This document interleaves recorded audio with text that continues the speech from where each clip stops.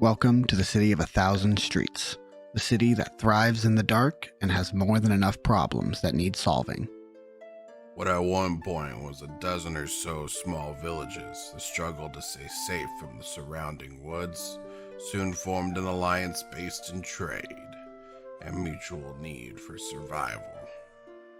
Years would pass, and these villages would grow to a point where borders would clash. 12 became 10, and 10 became 7, until only one village remained. This resulted in a city so massive that traveling from the North Gate to the South Gate would take more than 2 days. The Six Boroughs stand as both a symbol of unity and selfishness. Hiding behind the massive stone walls that protect the city, they also use the River Styx to divide them. Life in the boroughs varies greatly the further west you live. East Haven, or better known today as the slums, gets the worst of it, with almost zero political assistance and the city guard turning a blind eye to its downfall. Meanwhile, New Noximbres stands as a beacon of hope and possibility, at least at face value. Around every corner lies a new story and a new perspective. From the gangs that control the boroughs behind the scenes, to the Steel Knights who work to protect and serve while also helping themselves on the side. Even the traders that travel across all the boroughs to buy and sell wares see a side of Noximbres that some may never see. The churches that worship and preach to anyone who will listen, some to the gods of the land, some to base ideals, the mercenaries and sellswords who work for the highest bidders, and the heroes who are few and far between, but do what they can to save their city. A true metropolis spanning far and wide.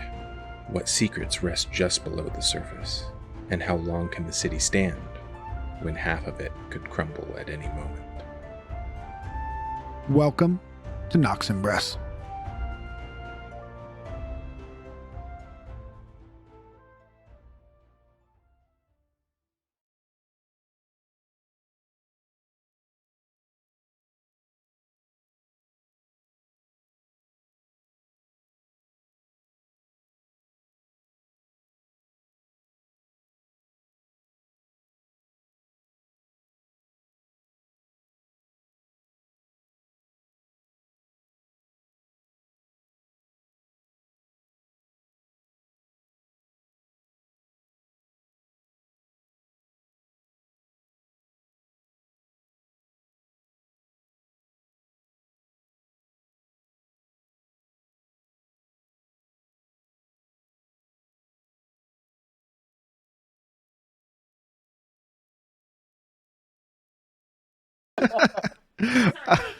Hey, quit it, y'all.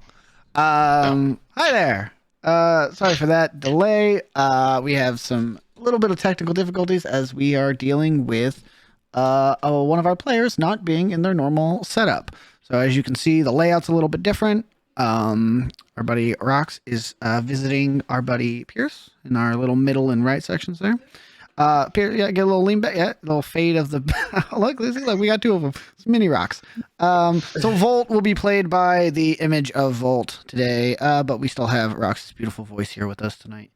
So enjoy. Let's jump right into it with some housekeeping. First of all, thank you guys for being here. Pierce with the reset for 17 months. Really appreciate that. Thank you guys. This is session 3 of the Noximbres and the Six Boroughs campaign. We stream every Wednesday at 7 p.m. Pacific Standard Time. All the sessions go up on YouTube. We try to get them up the day after. Bear with us. The YouTube channel is new and forming. Links for that are below the channel right now if you want to go ahead and subscribe to that and check up on what you've missed. It'll make a lot more sense, I promise. As well as Twitter and Instagram are down there that my lovely wife Amber takes care of and monitors and adds images and photos and videos to. So check out that stuff for fun little highlights and teasers and announcements and stuff like that, as well as our TikTok account where we post some of the more hilarious or emotional moments of the stream. And with all that out of the way, let's jump into a bit of a recap. We previously saw our group of heroes traveling through Noximbres in I'm going to murder somebody. in two individual groups, a group of 4 and a group of 3, as they dealt with different circumstances of a bombing being set off in their vicinity. This happening both at Wally's storefront as well as during an investigation of the Steel Knights and Boars of the church. Investigating these bombings led them to meet for the first time at an abandoned bathhouse, which they stormed a little, trying to assert who was going to investigate what and in what order and how, and some friends became enemies and some bards almost got murdered. This all led to the discovery of an underground tunnel that the 7 of them traveled into, where Bors revealed that he had found documents linking the 7 of them together, as well as framing them for the bombings. As the 7 party members began to talk, they discovered more clues and more notes left behind by a mysterious vigilante / criminal / serial killer known as Hex. Hex told the party that he had information on all of them, be it in the form of a threat or in a bribe or in really just letting them know information existed. At the very end of this trail of notes and threats, the party found themselves locked in this underground tunnel with some ferocious crocodiles. Battle ensued. The heroes were able to slay the beasts, and while threatening, seemed to be not the hardest task they'd faced. Breaking down the gate door that kept them in this tunnel, they made their way back to the surface and headed towards the docks so they could sail across the lake to a safe house for the night. And as they traveled, Inonis was approached on the streets by a mysterious individual named Mortar. Conversations ensued and documents were traded as they continued on, none the wiser. So, the 7 of you, finishing your short trip across the lake, about an hour and a half or so on the boat, find about 100 yards in front of you a vessel that is not on fire anymore, but obviously was at some point. Volt, if you would like to describe the turbulent horizon. Sure. So the turbulent horizon is a 2-masted sloop, probably about 70 to 80 feet in length, a sizable vessel, in various stages of reconstruction. You can see some of the railings and banisters on the side have been disassembled and look like they're being recreated currently. Other than the smoking places that are on the ship where fire damage has recently taken hold. It has it's kind of your standard configuration. The capstan or the steering wheel in the back of the boat. 2 center masts with triangle kite shields or triangle sails. And then a forward sail that goes to the bow of the ship as well from the forward mast. It's pretty plain in color, just plain browns. It looks like there are flecks of old paint that hasn't been removed, but new paint hasn't been put on. And it flies no colors currently. Wonderful. As the small church dinghy, I guess is the best way to describe this boat you all sit in, struggles to make it to the dock, you all eventually are able to drop anchor, for lack of a better term, and depart the ship. In whatever order you wish, and whatever directions you may wish to travel at this point, the 7 of you have made it to Midtown. Home to some, a new visit for others, and the location of quite a few things. Midtown, for what most of you would know, is the largest populated borough It is both larger in mass as well as in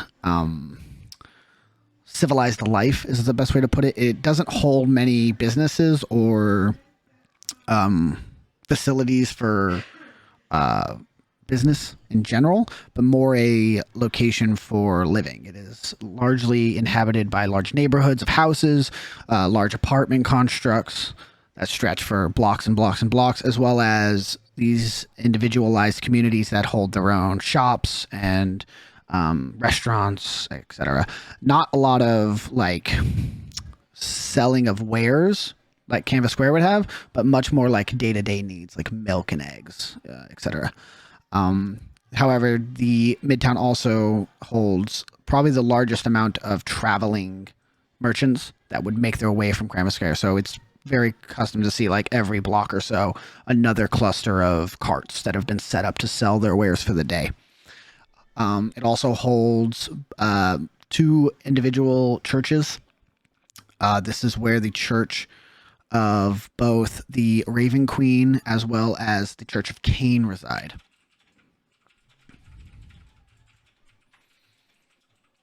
I mean, you are all free to do with the night. It is incredibly late, probably getting close to about 1 a.m.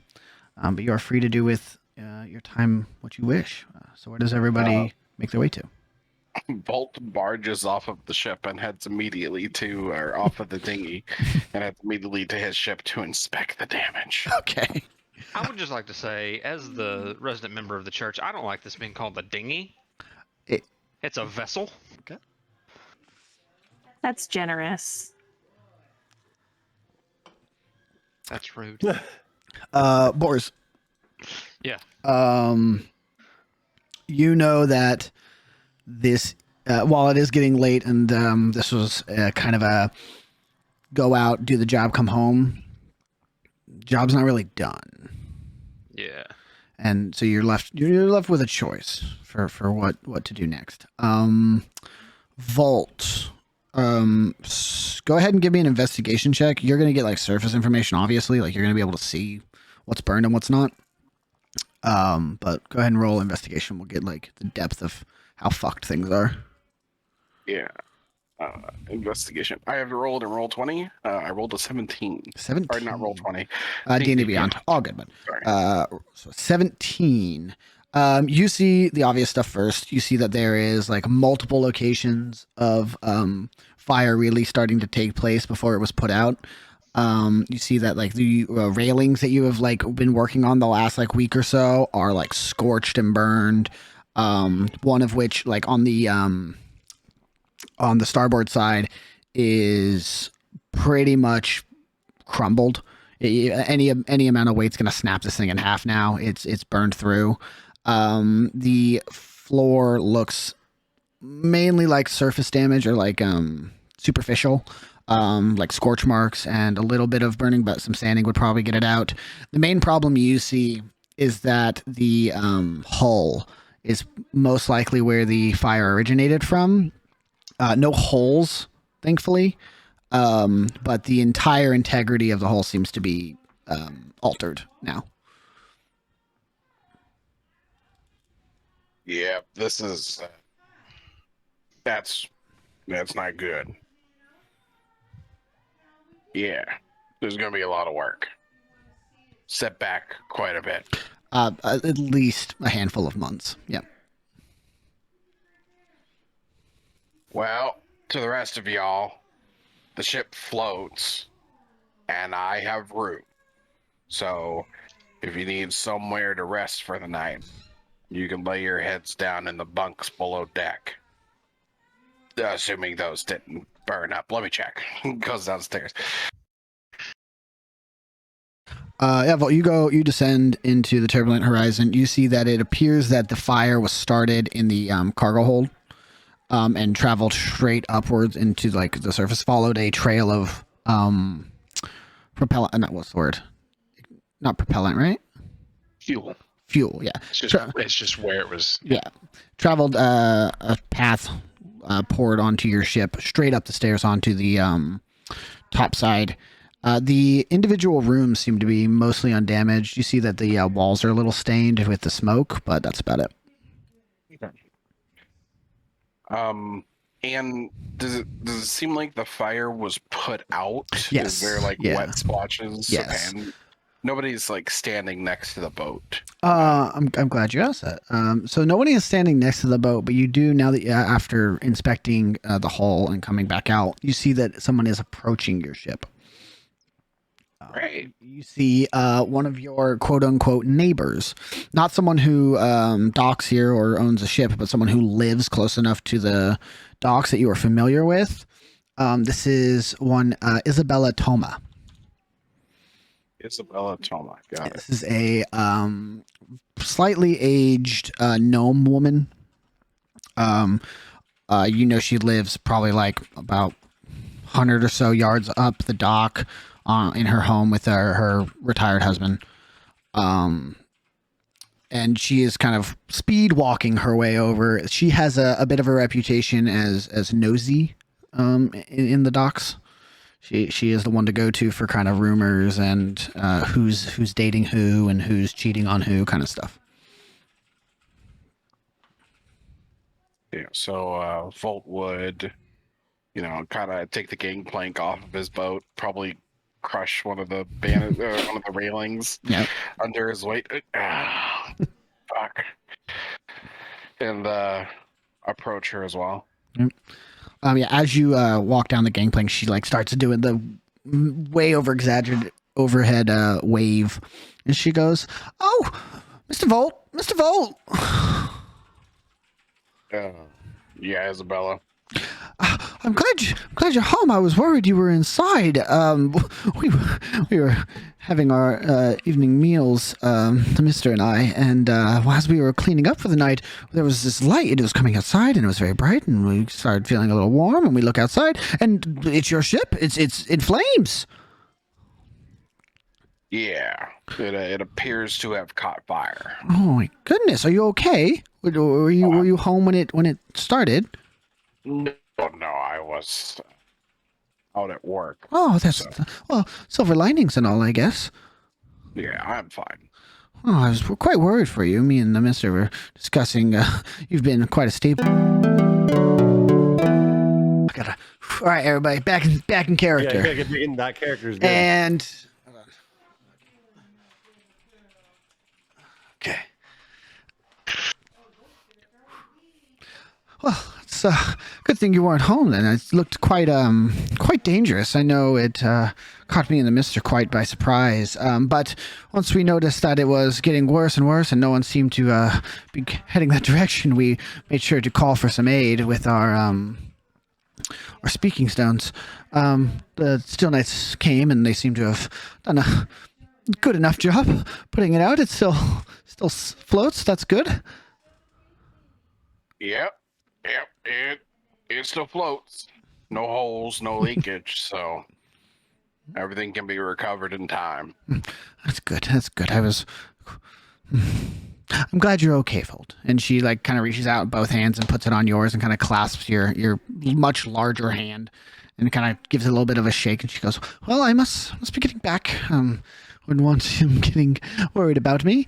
But hopefully the repairs aren't too expensive, and hopefully it still is in working order in all the ways that matter." And she begins to walk away. Yep. Tell the old man I said hi. Oh, I will, sweetheart. Thank you. All right. Well, Volt's gonna look at everybody else in the party. It's pretty late. Are you guys gonna go find some place to crash for the night, or do you wanna? I got rooms. They're separate. I'll sleep here. All right. I would also I would also like to crash. If Yeah. I mean, it's. I have nowhere else to Apparently, go, so thank you for the offer. Yeah. Apparently, as we are in this together. And if there's still space, I don't think I'm going to be able to make it back to where I've been staying for the last few weeks. It's another good half a day. Yeah. Thank you. The turbulent horizon is big enough to man a crew of about 15, so we have enough space for all of y'all to have a room. Is this normally where you live, just on your docked ship? Yep. This was my dad's ship, and before him my granddad's ship, and before him my great granddad's ship. But back then it used to fly, it didn't float. It used to fly. Yeah, originally this was an airship. And fortunately my father didn't he didn't share the same passion, and kind of let it go for a number of years, and I'm trying to put it back together now. DM, is our airships a thing like that are common in Noximbres? Incredibly rare, but yes. So you all would know that air travel in general is pretty bougie. Like New Noxum is pretty much the only ones you're gonna see like carpet taxis, like flying carpets that are large enough to transport multiple people. And then beyond that, like very extravagant gifts can include like magic brooms that fly, certain magic items that give individuals the ability to fly. Airships in general are kind of reserved to cargo shipments that would be much more difficult to traverse the lakes. So you'll really see like freighters, like large like shipping freighters traveling from Midtown to Smog or from like torch fields into the city. I would say in all of Noximbres, there's less than a dozen. They're very, very rare. So something like something like this, the reason and how it like works is they're pretty pricey to maintain. The boat itself is not too difficult. It's the flying aspect of it that gets complicated. You either need an incredibly powerful arcane user or a lot of money. Good thing we got one of those here. I didn't know one of you was rich. Definitely not the bard. Well, that's an impressive legacy vault. I'm sure you're proud of it, and I'm glad at least the innards, the skeleton is intact. Yeah, it's sent me back a little ways, but enough time and lots of sandpaper, and I'll be able to get it looking good again and work on moving forward once more.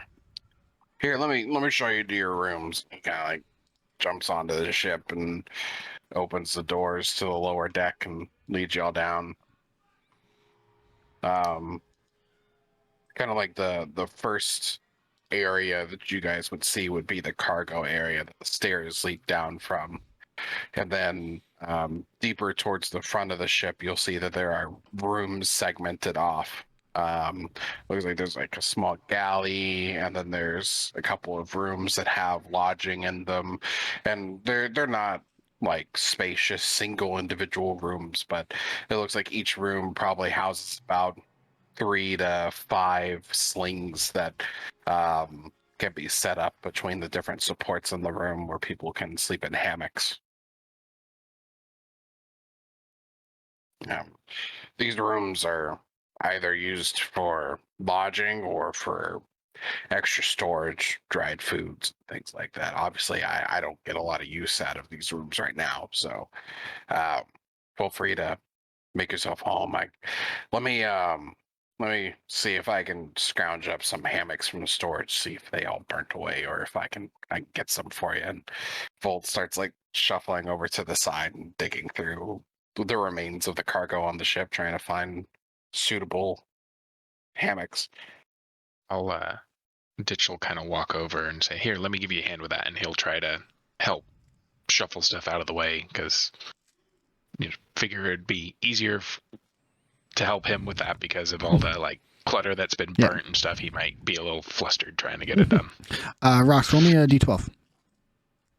1d12. Pierce, roll me a d12.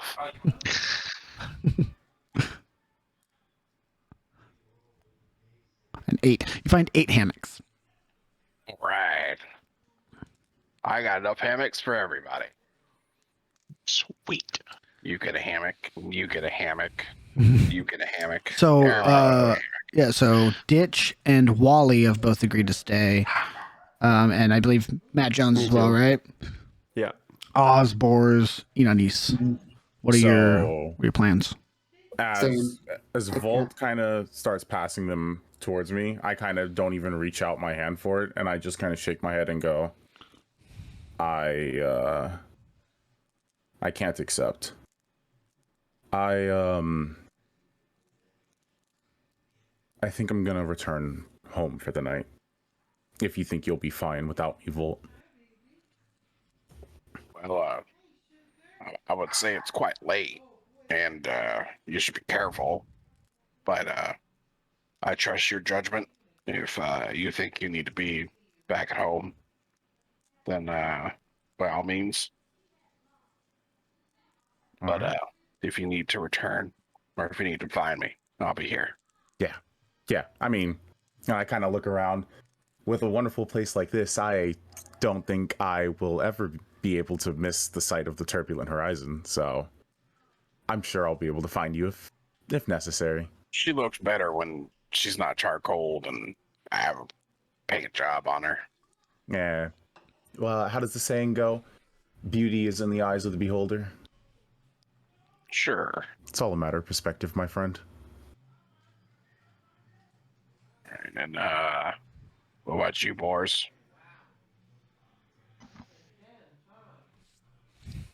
I need to go home.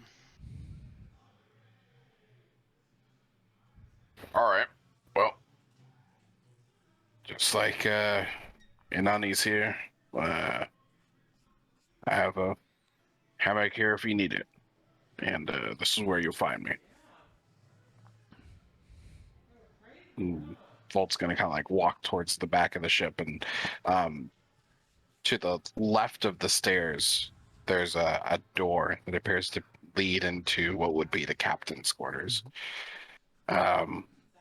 If y'all need me, you can knock on the door. I just need a little time to compose myself. Before he goes in, I'm gonna. Sorry, I was accidentally typing plus on my notes page.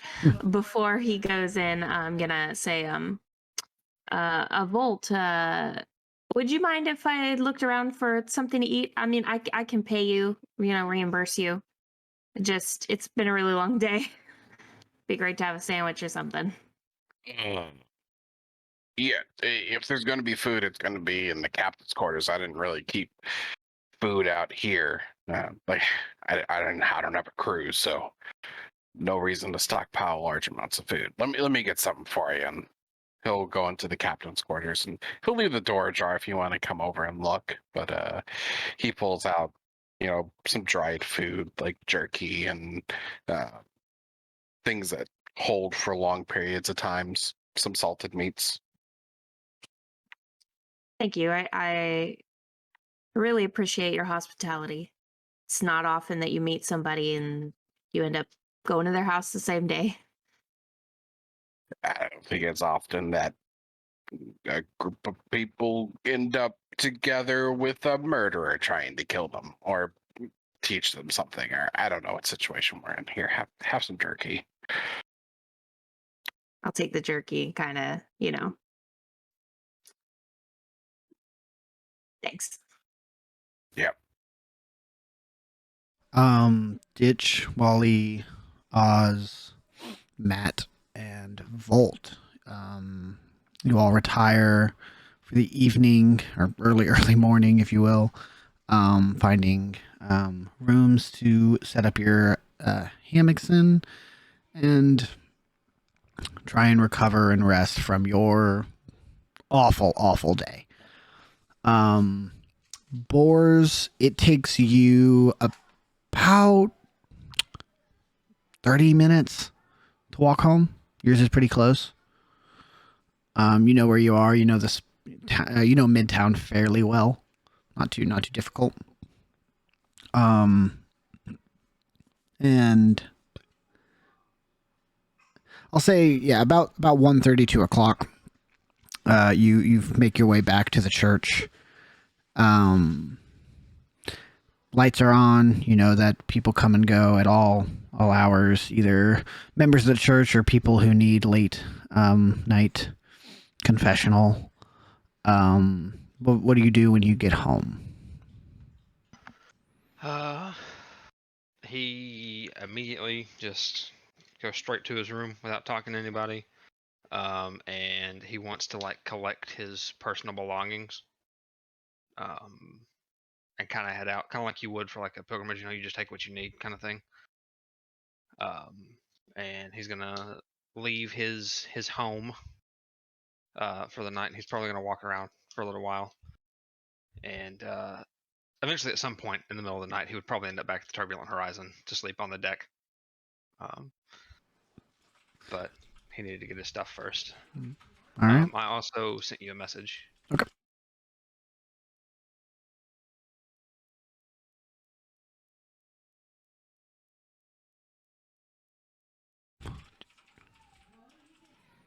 Absolutely. Yeah.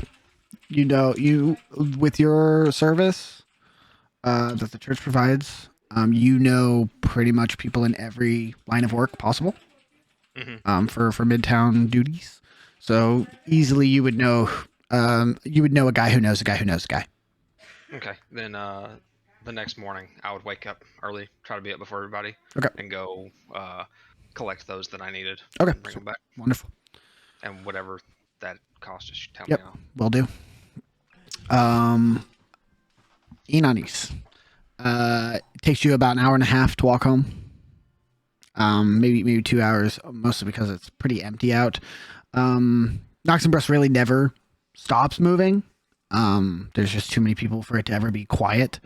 So the streets are never empty, but less than you would see midday. So it's a little bit easier to traverse things. Crossing the bridge is no issue for you.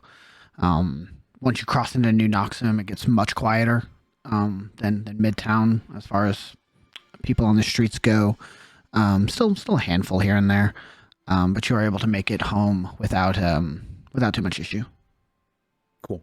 About what time would you say it is? Probably around 2:45ish. Okay. Late. You return. This is kind of like military quarters, where like it's housing set aside specifically for Steel Knights. So you are probably on about like a third floor, like third story.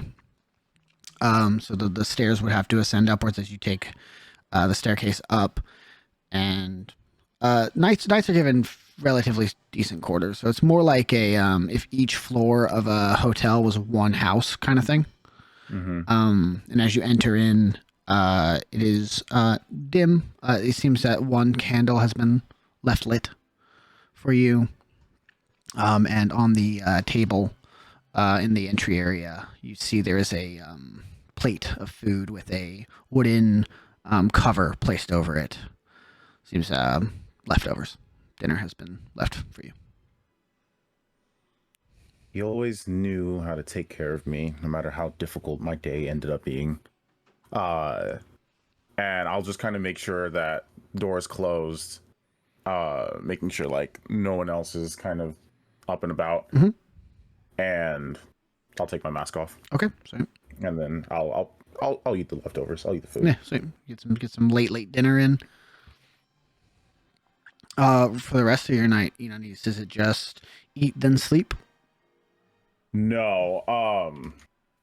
So first and foremost, even though the food was left over, I kind of want to check on my father. I want to see where he is, kind of making sure he's all good. Yeah, the door to his chambers are closed, with no light coming underneath. If you would like to kind of creak the door open and peek in, you can do that. You peek it up. Little light from that candle kind of slips in the crack here. As you peek your head in, you see he is on his side, sleeping in his bed, fast asleep. Cool. Then I'll go ahead and I'll close the door. Okay. And before I head into my room, I want to kind of do a little inspection. Okay. Kind of just checking the surroundings of like the environment. Okay. I want to see places like closets. I want to see cupboards, like areas where if a person wanted to hide, they could hide. Okay. It's like a full kind of sweep Yeah. of the house. Okay, yeah, give me an investigation check.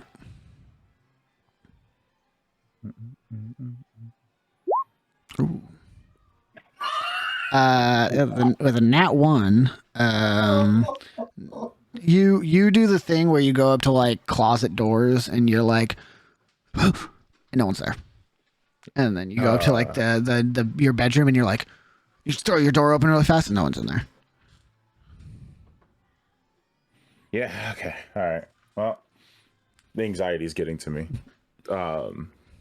Which is fitting.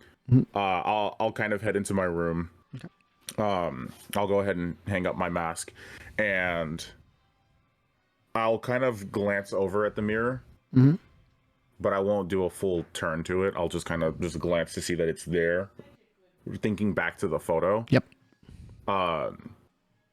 Take off my armor, take off everything, and I'll sit on my bed holding the parchment that I got. Okay.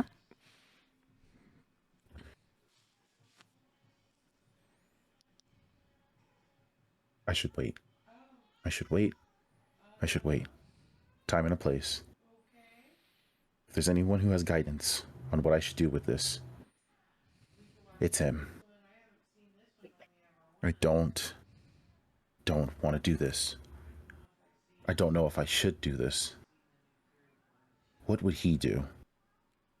Yeah. What would he do? He'd wait till he's figured everything out. Yeah, that's what he would do. And that's what I'll do. That's what I'll do. Okay. In the morning, and I'll go up to the mirror and I'll look myself like kind of in the eye and I'll go, in the morning, we'll talk to him about it. And that's a promise. To all of you. And I'll put the parchment on, actually, no, I'll find like a drawer. Okay. I'll put it in a drawer and then I'll close the drawer. And as best as I possibly can, with all the anxiety and nerves going through me, I will try to sleep. I feel like with Enonis, this is one of those where you like sit on the bed, you put your head to the pillow, and it's like, I'm not going to be able to sleep tonight. I'm way too out. It's been a solid like 28 hours for most of you. Sleep is nice. Sleep is good. Sleep is welcomed. And while it may not be good sleep, it is a deep sleep. So just for sake of getting the group together here, we'll actually jump. We're not going to go anywhere. Enonis. Morning comes. You're the separated one, so we'll go ahead and handle that first. Morning comes. You are awoken to the smell of frying ham coming from downstairs. Cool. I will get up. I'll put on something to kind of cover myself up, and I'll grab the parchment. Okay. Still kind of shaking as I hold it, and just kind of, it's gonna be okay. It's gonna be okay. It's gonna be okay. He has the answers. He always has an answer to something. He'll help me. And I'll kind of stash it, and I will kind of make my way downstairs. Father, is that you with your magnificent cooking as always? Hey, Enonis. Welcome home, my boy. I didn't hear you come in. Must have been late. Yeah, late, and also I didn't want to interrupt your beauty sleep. You know us Cadmus. We have to keep our beautiful looks. We need it. Since you come in, you see standing in the kitchen, your father, Deegan. Let me make sure. Deegan, right? Dagon. Thank you. Yeah. You see Dagon, Cadmus. Dagon stands there. Solid. This is one an individual you look at and it kind of just demands respect. It's about 6'6", wide, big bone, just large individual. full like linebacker kind of body, if it helps your imagination any. Thick blonde hair, kind of coiffed backwards into like not gelled necessarily, but definitely pushed back. That goes back down to about where his collar is. And he wears the undergarments of the Steel Knight uniform, so like a thin silk shirt, thin silk pants, and these very nice, fancy kind of leathered brown shoes. He does not wear clogs. As he stands there, he's kind of doing the whole Clogs confirmed. Clogs confirmed. Croc clogs confirmed. Claw Cadmus. Frog. He stands there with a rune of the stove, the heat rune, kind of activated as he moves the pan over top of it and sizzles the ham as he flips it. He looks back at you as he puts it down back on the stove and he says, "So, how was it? I know it wasn't pleasant being with a cane, but was you successful?" Oh, Father, you know, not all people are bad. Not all people fit into their stereotypes, and it wasn't bad, you know. I know a lot of people give the church their problems and they say their things, but it was not bad. It was nice. It was nice. Trouble, as I'm sure you probably heard by now. Yes. But for the most part, it's unfortunately it didn't go as planned, but it's considered a work in progress. It's like a craft where you can't finish an art piece in a single sitting. Sometimes it takes a moment to just step away, come back, and just touch it up a little bit more. And truth be told, I'd like to spend more time with this guy. He's kind of cool. He's kind of cool. Interesting. Not as cool as you, you know. Not as nowhere close as cool as you. It's fine. Sorry. A cane who is cool. I mean, Never thought I'd see the day. Listen, there are Steel Knights who aren't corrupt, so, you know. Yeah, you make a valid argument, I guess. He begins serving the food to you. It's like fresh fried potatoes, ham. You see, he pulls out some apples and begins slicing them. A full breakfast, as you two are known to do every morning. And then as he sits down and places the plate in front of you and begins eating his own breakfast, he looks at you, gets a little bit more serious. And he says, "Sendings came about Crossroads and about Canvas Square." Yeah. Yeah. I promise you the damages, it was not our fault. I didn't do it. I obviously am aware of what happened, but it wasn't my fault. That's good. No one was injured, I hope. No one that we care about was injured. Nobody who I would say is innocent per se. But definitely nobody who would cause problems to us later on, I would say. Good. Okay, well, all things considered, I toss this one up to a win then. But that was around 10 or so. I was up till 11:30. What kept you? Anxiety, Father. It was hard to return home with so much anxiety. Give me a deception check. Yeah.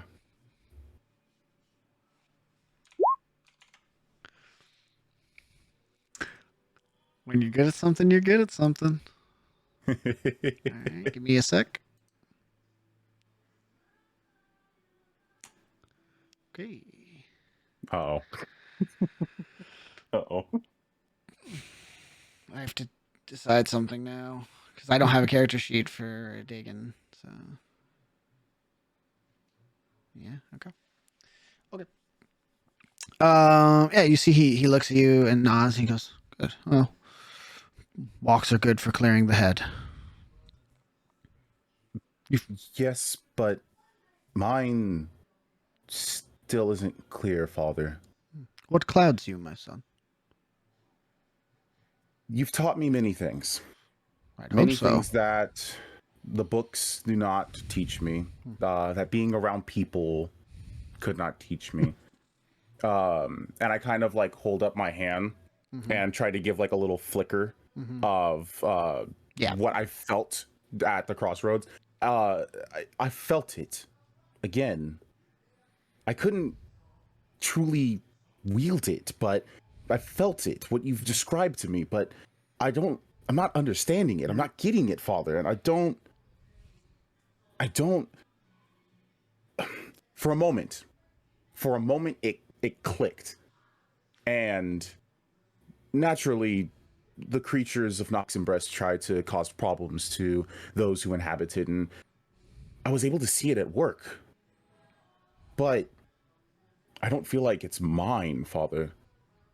It's been bothering me. What is this? You have your hand extended out trying to manifest, and he reaches his out and puts it underneath yours and kind of like interlaces his fingers in yours.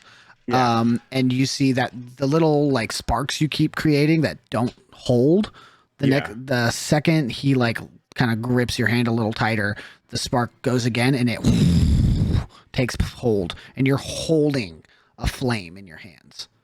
And he looks at you and he says, "My son, power is never ours. We merely use it. No one owns the power they have. You either borrow it or you steal it. We borrow, and we use it for what we must." And he kind of turns your hand a little bit, and he like gives it a full like 90, and he puts his hand out and creates a flame identical to yours, and they like flicker out and they connect. And he like holds them there. And he says, "When we have none, those who wish to do harm and have power are greater. But," and then he pushes his flame against yours and begins to like push yours away. He says, "When we take our power, we can stop them. It is irrelevant if it feels like our own, because we make it our own when we use it." And he kind of grips his hand tightly into a fist, and both flames go out. "But this is a joyous occasion, Yunanis. Your first connection. I know we've been training and you've manifested the emotional connection, but a physical reaction is progress." I think this goes beyond just the physical, Father.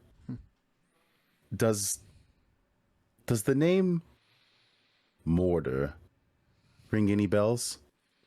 Give me an insight check. Ooh. You see a look of recognition crosses his face. Okay. He looks at you and he like sits back a little bit and he goes, "Mortar. Yes. I wouldn't call him a friend, more of an associate. Did you meet him?" Meet would imply that it was a mutual, Father. He found me. He didn't just find me. It felt like he was trying to sway me. It felt like he knew who I am. Not who I am as who I am, but deep down, I think he knows everything. I think he knows what I am. I think he knows what this is. But I have no clue who he is, Father. Anything you could tell me, anything, to just clear this anxiety, this confusion, these questions from my head. Inanis, where is it? You know. Of course I know, Inanis. Where is it? And without even trying to hide it, I just pull out the parchment and I hold it in my hand. He reaches out and kind of presents his palm. I didn't open it. I swear. I didn't look at it. I was tempted. Quiet. I'm sorry, Father. Hand it to your son. I pass it over to him. Takes it and he looks, kind of sizes it up. Looks at the silk ribbon that has tied it closed still. The wax seal that sits on it at the mark. Good. He hands it back to you. And he stands up. And he walks into his room without a word. And 10, 15 seconds pass. He returns, holding a rolled up parchment in his hand. You look at his, it is identical to yours. Except the ribbon is gone and the wax seal has been broken. And he sits back down and uses it almost as like a pointer. He like kind of dictates with it. He says, mortar is interesting. Mortar is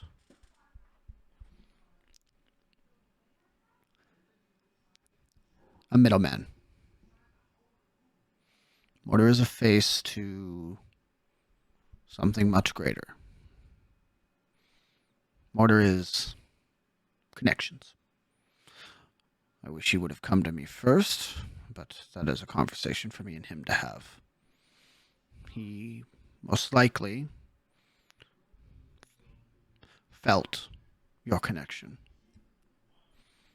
Usually he's a bit more tactful, but him being extra slimy is not surprising.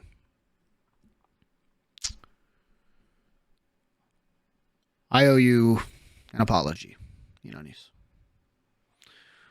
No, Father. I do. I speak in riddles, and I speak in hypotheticals, and I answer your questions as best I can, but I must confess I have not been truly honest with you. When we borrow and when we take, there are consequences. Much like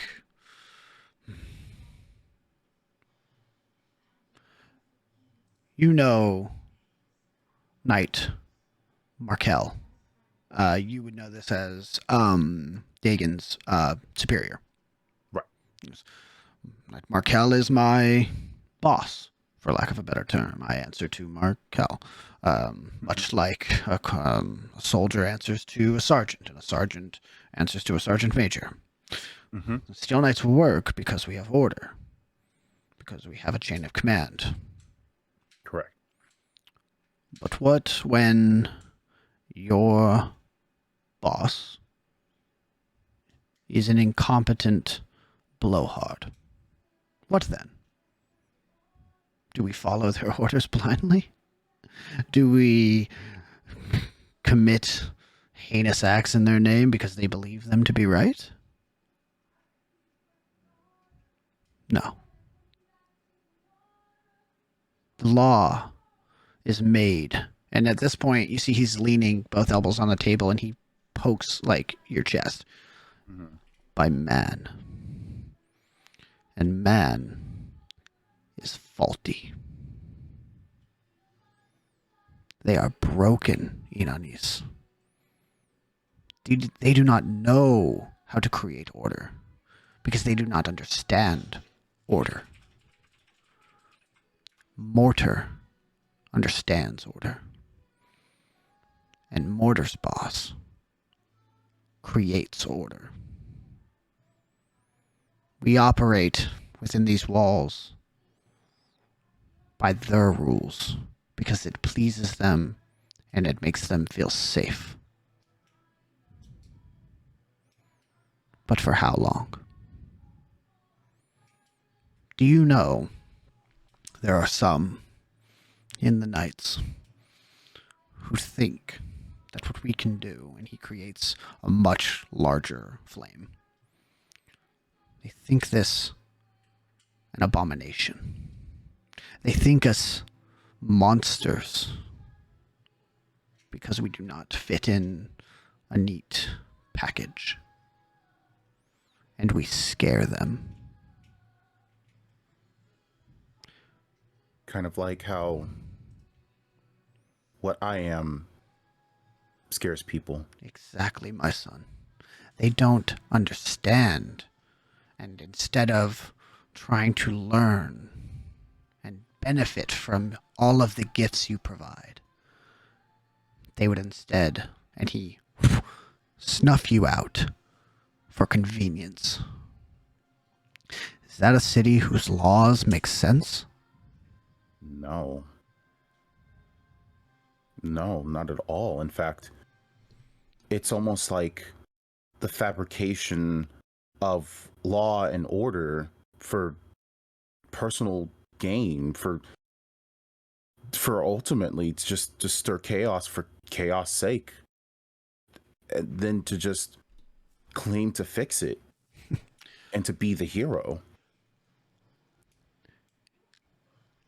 Think of Smallgrow. Think of Canvas Square. They create these things, these tools, or these material objects, but no one truly needs them until they create a need. Law is the same. No one needs the law. So what do the Steel Knights do? They create the problem to make the law be necessary. And now they are useful and needed and praised for it even. Look at us. We live above our stature because they think we solve their problems. When in reality, one order, one whim of a knight, and we would cause those problems just as easy.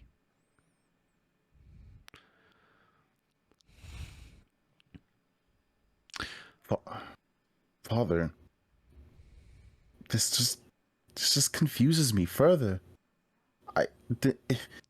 If the Steel Knights aren't the bringers of order, but instead just further contributors of pain and betrayal and chaos, why do we serve? Why are we here? What can we do? Malik. Yeah. Inani's currently are you wearing your mask? No. You wearing any mask? Never in the home, never Okay. in the presence. Gotcha. Everything is to him. Gotcha. You see, he looks at you and he says, the same reason when you step out of this house, you wear the mask. We blend in. We get in on the good side. We use their laws to benefit us. We use our stature because now, as a position of higher living, we have more control. It is a means to an end, my son. The Steel Knights are useful until they are not. The church Father, is useful until it is not. I hear you. But we're just two men. How much could we truly do, even with such a powerful idea such as this?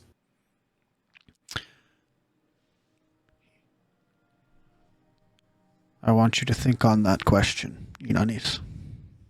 Ponder it. And when you think you have an answer, open it and read what it says.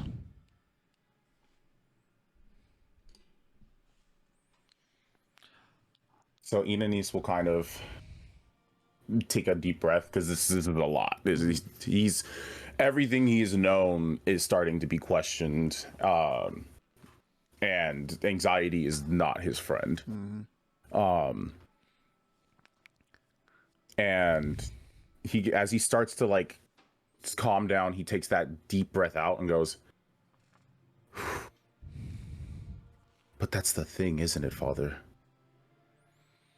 We're not alone, are we? We're not alone."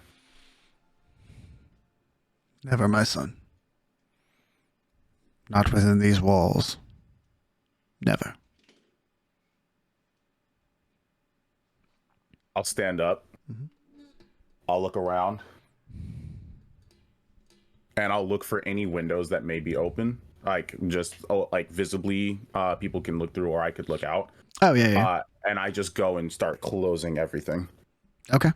For sure. Like curtains and, like, pull them down? Yeah. Yeah. Right. Just close, shut, close. Just in case, because I'm not conveying to my father that I know that we had a photo taken.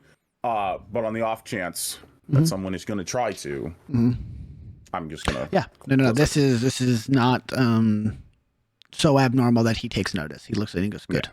This is smart." Yeah. You see, as you begin to do this, he stands up and he takes the half-eaten breakfasts and he begins to clean up and pack things away for the day. I should have added mask on. Oh, well, while doing all that. Yes, yeah. I got you. Yeah.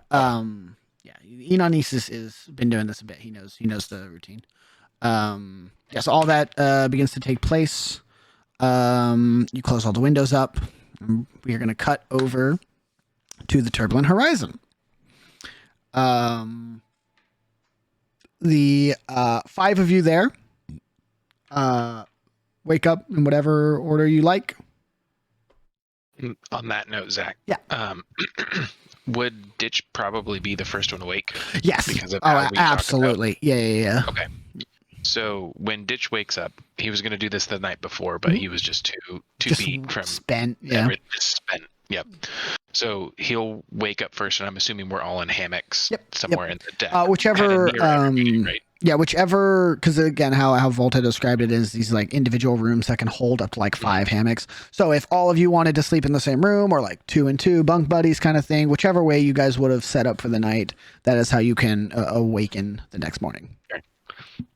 Regardless if he was bunking with anybody or not, he's going to quietly try to get up, put his hat on, have his trench coat in his arm, and he's going to probably try to walk up to the deck. Okay. And he's going to find, crates or something. I don't know if Volt has anything on the deck or like barrels or something. And he's going to sit down and he's going to take his journal out and flip open to where he had the photo of the burning building. Yeah. And he's going to just take a couple of minutes to kind of stare at it and look it over, try to see if he can get anything from it. But then he's going to start taking a log in his notebook of what happened on that date. Gotcha. Towards the back of the book, because the back of the book isn't full. The front, front half has got all the written stuff in it. But then the later half of the blank pages that are there, it's basically a daily log. Just kind of going through what happens. He's kind of writing down everything that he can think of from that day, just to keep tally because of reasons. And then he'll just spend the rest of the time kind of flipping through the notebook, waiting for everybody else to kind of get up. Okay. I will say, as you get up in the morning and begin filling out your notebook, you see Boris is sleeping on the deck. He has returned and is like sleeps like kind of a traveler sack under his head, just laid back out. But yeah, I'll do my best not to disturb him. Yeah.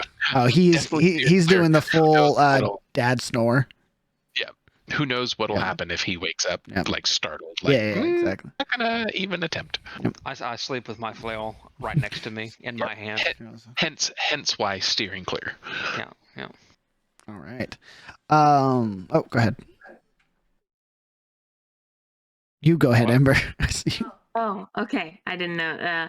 I was just gonna say, I imagine that Matt and I, being somewhat close in age and also late teenage boys, uh, just full snoring, drooling, like not up with everybody else. You're gonna have to wake us, like totally 100% teenage boys.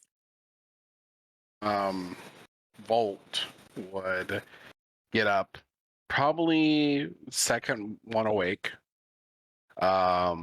And seeing as that he is hosting company, he would go to the nearest market and try to acquire some eggs, some sausage, some bacon, some bread, before coming back and starting to cook in the galley across from the additional rooms. Do you take your full battle rattle with you? Are you going in all your armor and stuff? Yeah, I'm going in my armor and stuff. I'm a steel knight. What? Would he wake me up leaving if I'm sleeping on the deck? Depends how heavy of a sleeper Bors is. I imagine Bors is a pretty light sleeper. If he's not in the church, he's a very light sleeper. Yeah. So probably not even in a sense of like the armor moving and everything, more like the creaking of the wood, and Volt's size definitely causes the boat to massive, kind of shift a little here. Yeah. Okay. Then I'd get up and change into my robes and stuff and go do it. I told you what I messaged you about. Sounds good. Also, could I roll an investigation check to check through the captain's quarters just to see if anything was taken? Yeah. Go ahead.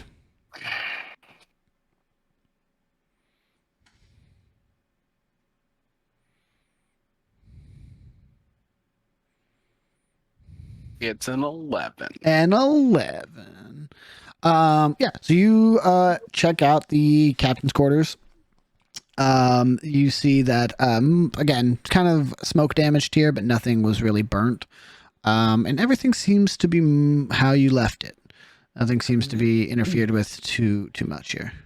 Wouldn't have advantage because it's my personal room. Well, I'll say it's home turf. What was it with advantage?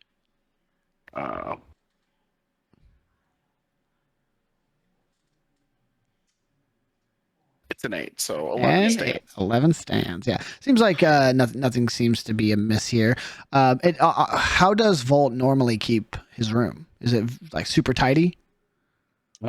He does like to keep things pretty tidy, so he would probably have mementos from his ancestors kept on one side, old books, old travel logs, and diaries and things like that. Kept in kind of like a bookcase with a front that can lock, so it doesn't eject all the books if we hit turbulent waters. And then it would be his the desk that he would do all of his charting with, and then to the right side would be his sleeping quarters. Would just kind of be a bunk built into the wall.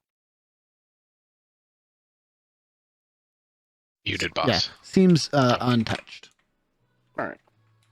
Then yeah, I'm going to go find eggs, bacon, sausage, and toast. All right. Not a problem. We'll call it for 7 of you.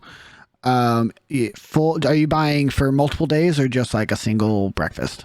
Just for my first right now. I don't know if these people are staying or not. Okay, and yeah. I'm only buying for 6 because I don't know if Cadmus is coming or not. Fair enough. We'll call it a silver 2 copper. All right, silver 2 copper. Yep, 2 copper per. Dope. Oh, there's 7 of us. Oh yeah. There's 6 of you, not including Cadmus. 7 in total, but yeah, I'm only yeah. Yep, yeah. For six people, silver 2 copper. All right.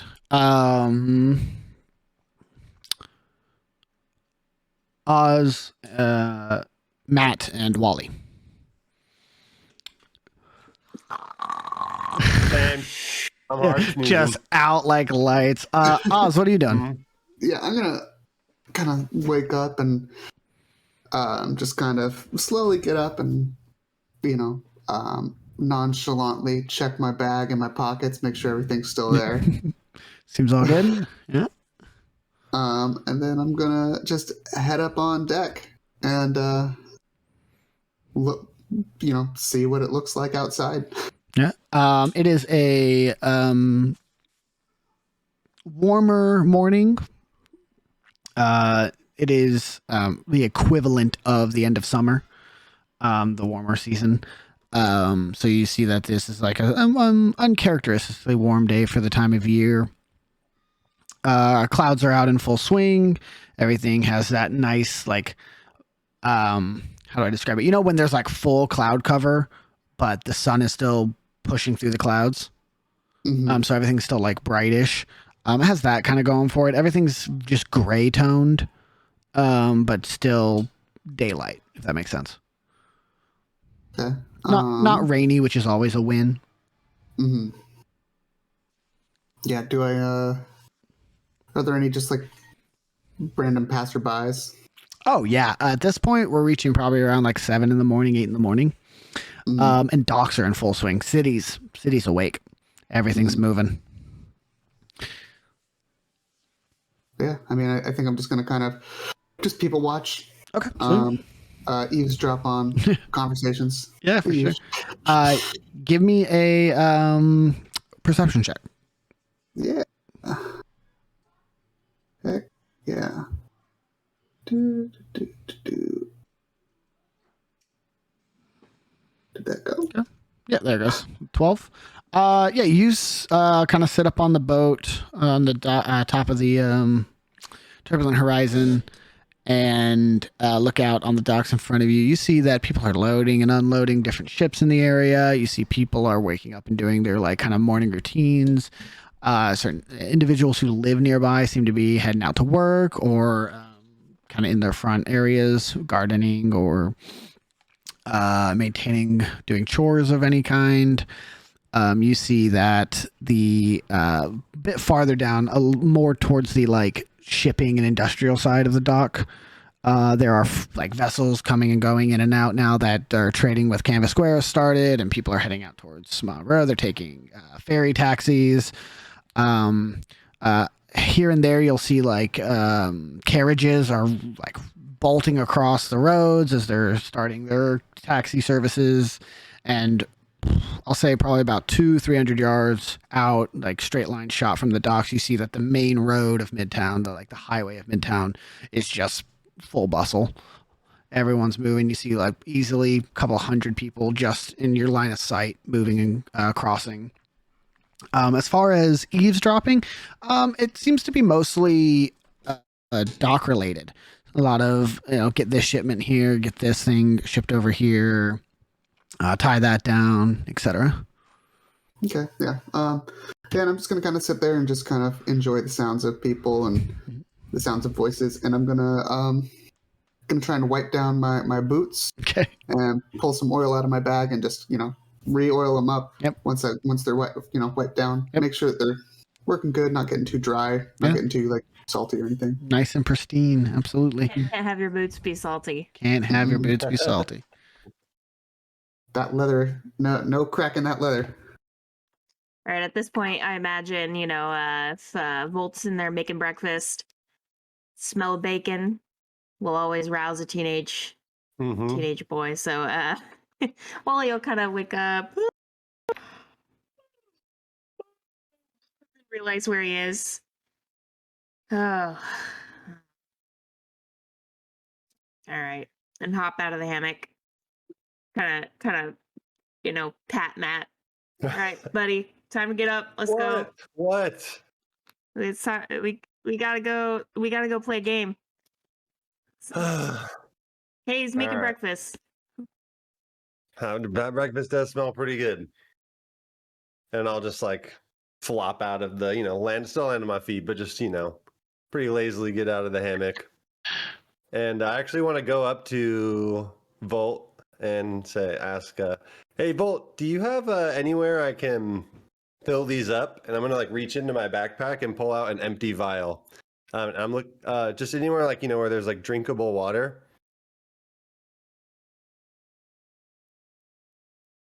Yeah, and he'll go to one of the cupboards in the galley and it's kind of like a floor to ceiling cupboard, and he'll open it up, and it's just kegs stacked on top of one another, probably 3 high. And he goes to the top one, and there's a spigot in it. Just twist the spigot, and you'll get water out of it. Sweet, thank you. Hey, Yeah. I'm gonna fill up 11 vials. Breakfast will be ready in like 5 minutes. It smells delicious. I'll kind of come over and try to help in some way. I don't know, throwing away trash or cutting meat. I don't know. Yeah, it's been a long time since I've cooked for, well, more than just myself. I used to spend a little time in the kitchens where I used to live. No stranger to it. All right, well, why don't you do me a favor and scramble these eggs, and I'll handle the sausage links. Perfect. I scramble the eggs. All right. Eggs scrambled. Roll for egg scramble? Yeah, roll. Give me a dex save. I want to see how runny these eggs are. Cool. Volt and Wally handle breakfast. Oh, guys. Not very scrambled. Bad eggs. It's been a few years. Shell all in them. Oz is people watching. Matt is vial filling. I'll say. Where do you guys have breakfast? Once everything's prepared, do you have it downstairs, or do you guys go topside? I think I would want to go up top. I don't think Wally wants to feel claustrophobic inside the ship. Okay. In anticipation of there being food, because Ditch can smell it, he'll start trying to pull like crates or anything and try to make a makeshift table. Hell yeah. You guys move some crates next to each other. Take like a old canvas, kind of what would you call it, like a scrap, and throw it over and make like a little table spread. Tablecloth. Thank you. As you all are able to sit down and have your 5-person breakfast. And I'll say probably about halfway through breakfast, nearing the end, everyone's kind of finishing up. You hear footsteps. People are walking up the gangplank. Do we recognize who they are? Yeah. As you all kind of look over at the sound, you see that it is Boris. Boris is in. Boris, are you in full gear? Or are you in your cloths? No, I'm in my robes. Your cloths. So you see, Boris is now wearing these, not regal, but much more like fine robes of the same color scheme, black and silver. Hood up or down? Up. Yeah. So dagger. Gotcha. Hood up. Dagger on his hip. Yep. And following behind Boars, you see that there is about 6 or 7 individuals of different race and gender and height and size, all with different sets of woodworking tools and supplies. So you see some are carrying like paint cans, some are carrying like large pieces of scrap wood, some are carrying just like large toolboxes, and they all kind of follow in behind Boris as they begin setting everything down and talking amongst themselves and pointing at different parts of the boat. We're gonna have a fix-up montage. What? I was gonna make the same. Yeah, I was gonna make it. Yeah. Boars, what's who are all these people? I didn't cook enough breakfast for all these people. They've been fed. You don't have to worry about that. The church made sure they were fed. We kind of run like a work center for craftsmen in the area. For like craftsmen that need work, so they come in, we help find them a job. Your boat got burned because you're helping me. I figured I'd pay the favor back, help the community, do Father's will, and help you at the same time.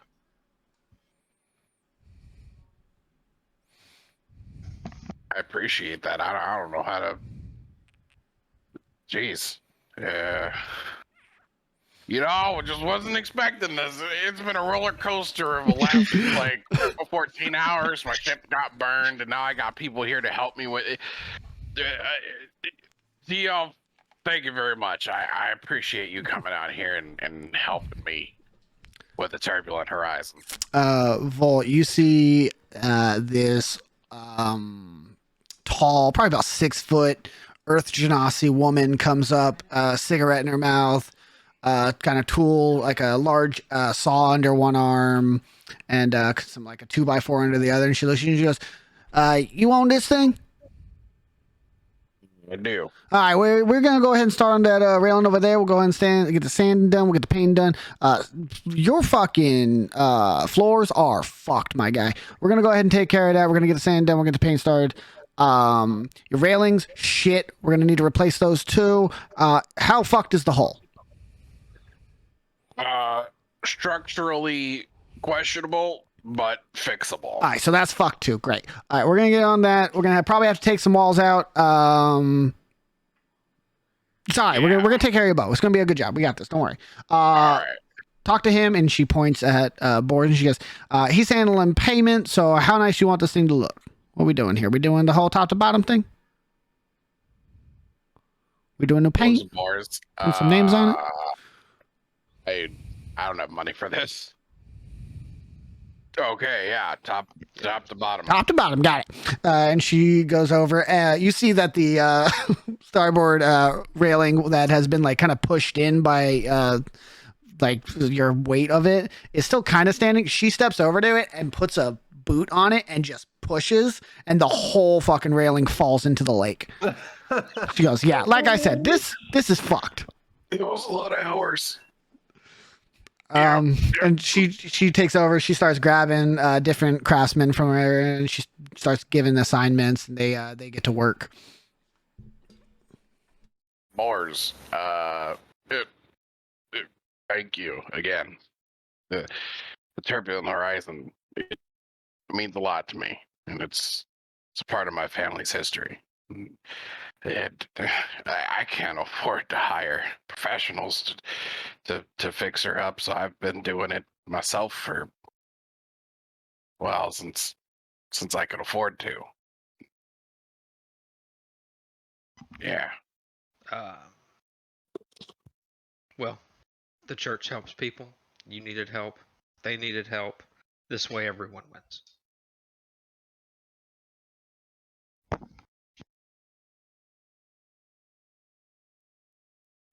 You don't want food? I can go get more food. You know, I just feel like I'm not being useful. I'm sorry. Oh yeah, they do like a nice start. They got like the toast and the meats for the protein. But if you're going out, I'm not gonna tell you no. These guys take good care of us, but they're a little skimpy on the protein. That's all I'm saying. I'm not. Thank you, Brother Boris. You're doing great. We appreciate you doing Lord's work. Your Lord's work. We're doing the Father's will. You're a good man. You're a good man. You're a good man, Boris. Thank you. But yes, please, if you could definitely go get us some meats, that would be much appreciated. Yeah, I'll be back, and Bolt's gonna like hop off the boat and like start jogging. He's gonna go pick up like hamburger meat. Okay. He's gonna pick up ham. Yeah. Oh yeah, this turns into a full-on barbecue.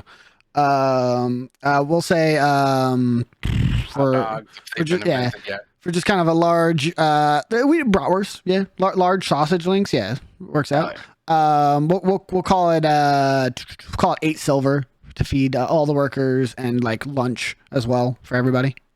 All right, 8 silver. Yeah. Sweet. Inanis, kind of jump back over here. Is there anything you would like to do before heading towards, or if you do head towards the turbulent horizon? My conversation's been had with my father. I found my answer. I wasn't expecting to see him with the same parchment. I'm assuming that time has passed and he's probably like out Oh, and yeah, yeah. doing After work. breakfast, he heads to work. Yeah, he gears up and Cool. heads out. So I'll kind of gear myself up, get my armor on, get my nice little greatsword on, and will attempt to make my way out, and then stop and go. I said time and a place, and he gave me a time. He gave me the place. He gave me the answer. Well, he led me to the answer. And I'll go to the table. Okay. And I'll sit down, gear still on. I'll lean my greatsword kind of to the side. Okay. That way I don't slam the chair with it. And I'll just... I'm a big boy. I'm a big boy. In big armor. I can do this. I'll take out the parchment. Okay. And I'll open it. All right. Give me just a sec. Malik, if you would direct your attention to Discord messages. And I suddenly died. Yeah. Can you give me a con saving throw, please, for your heart to stop? Whoa, whoa. Okay. All right. Hold on a second. Yep. Pulling this up. Yep. This is weird. This is kind of weird. I never expected to see this. Y'all don't know what I'm looking at, but this is weird. What the heck am I reading? Oh, Take your time. Take your time with that. Enjoy. We'll say this is the chunk of Inanis's morning. So you all are at the Turbulent Horizon. I'll need a moment. Yeah, you're good. You're good. I'll say Volt's only gone for a few minutes. There's a market right on the other side of the dock living quarters, so he's able to return with more food rather rapidly. So yeah, it seems like the Turbulent Horizon's in full repair mode. Seems like a large these workers seem to be working off of just for layman's terms, the church just pays them consistently. They're just on like basically universal income at all times. So small job, big job, doesn't matter. They get paid the same because they get paid when they're not working as well. So they are full swing of things. Half a railing has already been like sanded and painting has started on it. Once you get back, Volt, you do not have really a second to sit down. You're getting pulled in 8 different directions by 8 different jobs. They're checking how much you want taken off of certain pieces down in the hull for like height issues. Have you been bumping your head on anything? Do you want to widen these doors out a little bit? Seems like the whole leans a little one way. You want us to fix that for you. The what do you call the fucking thing in the back of a ship? The rudder. The rudder. Your rudder is a little what's it called? Wobbly. You want us to fix that. You're getting pulled to every part of your ship that you haven't even looked at yet for repairs because it was just a dream. Yeah. Volt probably has the largest grin anybody's seen on him since they've met him. He's getting work done and he's really happy about it. Yeah.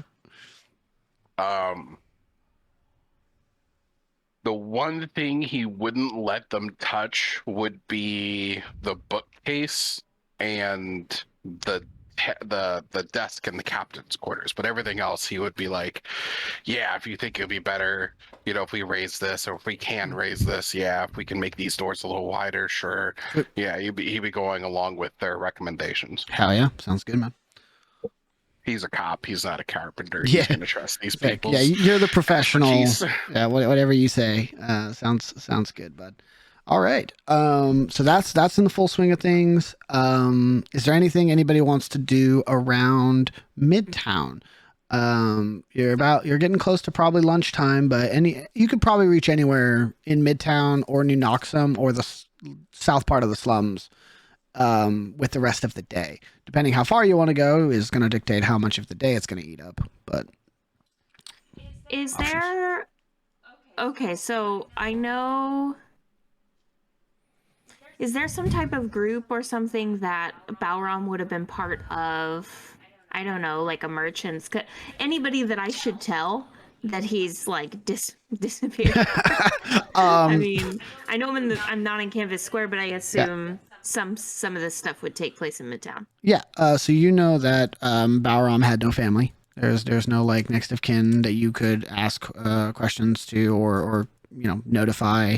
And while there is a merchant guild that goes through all 6 boroughs and handles every type of trade, Balram was not associated. Balram was a freelancer. He you remember he talked about it a lot. Pretty much unprovoked, he would just kind of yell about it, how they were a whole bunch of fucking corrupt pieces of shit, and the recommended services were those who stuck their noses farthest up the mayor's ass, and et cetera, and he wasn't going to play that game. So you probably could go ask around the merchant guild. They're not going to think fondly of Balram. All right. Thanks. Yep. I've got a question, Zach. Mm-hmm. In Midtown, you said there's not a lot of shops and stuff, correct? I mean, there's probably like general stores and stuff like that. Yeah. You're not going to find any specialty stores. Lots of taverns or anything like that? A shit ton. More taverns than inns. Like, it's a lot more bars than bar/hotels. Bar/hotels. Yeah. Are there any shady looking ones near where we're at? So many. Near where you're at, yeah. I'm assuming on the map where Volt is, correct? Yes, correct. That's where the port is. Okay.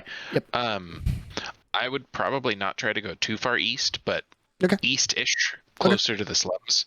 Just trying to go and check in with a couple of, not necessarily dive bars, but places that like maybe not everybody normally goes to. Yeah. Your worker bars.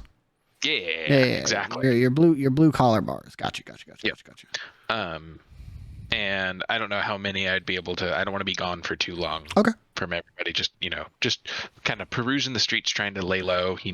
Ditch has got his hat on, kind of down again, over his face, collar up. And he's gonna go into a couple of taverns and try to ask around and see. Hey, have you ever heard of the name Miller before? Gotcha. Okay. Give me. Here's what I'll say. This is going to come down to how much time you want to spend. So it's probably getting close to noon. I'll say in 2 hours you can make an investigation check.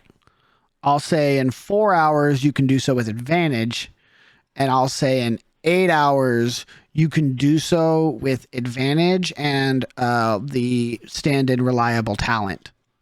So anything you roll less than a 10 is a 10. I think I'm just going to go for 2 hours because I don't want to make it like Ditch doesn't want to make too much of a scene, like every bar on the streets, like, hey, this guy came in and asked about this guy. I don't want it to be. I'm just trying to is looking for leads kind of thing. Yep, gotcha. Okay. What type of roll do you want? Investigation, just a baseline investigation check. That'll 19. work. Cool. So with a 19, I'll say probably your second dive bar, about an hour into your walk / questionnaire. You go into one that's kind of on the dock side. I'll say here, let me mark it for you. Probably around this area right here. You find a nice little hole in the wall that seems to cater towards we'll say butchers. This is like right in a large food district, like food vendor area, and it's just a lot of guys in these like white aprons, and you walk, so because it has this massive like cleaver as the sign for the bar. And we'll hold on, creativity brain work please. We'll call it the wishbone. Yeah, it's the name of the bar. and you go in, and it's one of those like really like comical like tropes of you walk in, the record scratches, and all these like burly individuals kind of just turn and look at you. Not what I was going for, but that's okay. And then they all look back to their drinks and keep talking. Yeah. They just go back to drinking. You see there's like a pool table off in the corner. Two people are playing like magic darts. So they like have like little arcane targets appear, and they throw darts and hit them, and it's like a point system. Yep. And then there's the bar and the barkeep and all that fun stuff is there. So I'll go up to the barkeep and ask for like the equivalent of a cheap well whiskey or something. Gotcha. Yeah. You like order, and they like you go for like the whiskey, and it's like, oh, well, they'll take that one, and they like reach for a completely different bottle, and they pour you a shot of whiskey, and they're like, they won't. Trust me, friend. That's much better. Fair. So I'm kind of perusing town. I'm looking for some information on someone, and I'm hoping that I might be able to find it in here. Does the name Miller mean anything to you? Give me a persuasion check. Because I'm so good at these. You're persuasive, my guy. Yeah. Oh. Yeah. You ask that, and this kind of barrel-chested dwarven male, large beard down to like his waist, and kind of pulled back hair in a knot, looks at you and he says, "Hey, friend, you must be new to the Wishbone. One, I've never seen you, and two, we don't ask about people here. You got problems with some Miller guy, you take it outside. I don't ask names, I serve drinks." I appreciate your candor, and I wish I could say that it was something as simple as that, but I am not looking for any trouble with this Miller. I'm just looking out for a friend. I'm pleased to hear that, but I point you in the direction of a Miller. Next, I'm pointing Steel Knights in the direction of you. Fair enough. Equal opportunity. He'll go ahead. I was gonna say he'll take the shot of it. Cheers to the keep and take the drink. Yep. How much for the drink? First one's on the house. I'll still put down 2 silver. Cool. Just because. Okay. Yeah, he'll like slide it off the bar. Kind of give you a nod. Goes, it's appreciated. It's the least I could do. Maybe I'll be able to come back in sometime with better news. Yeah. Fingers crossed. He'll kind of tip his hat and he'll make his way out. Cool. As he's going out, does he see anybody like giving him the weird stink eye? Ooh, other than the oh, we're you're not familiar here. Gotcha. The specific stink eye. Yeah, yes, yeah. Exactly. Give me an We're insight. on a weenie hunt. Give me an insight check.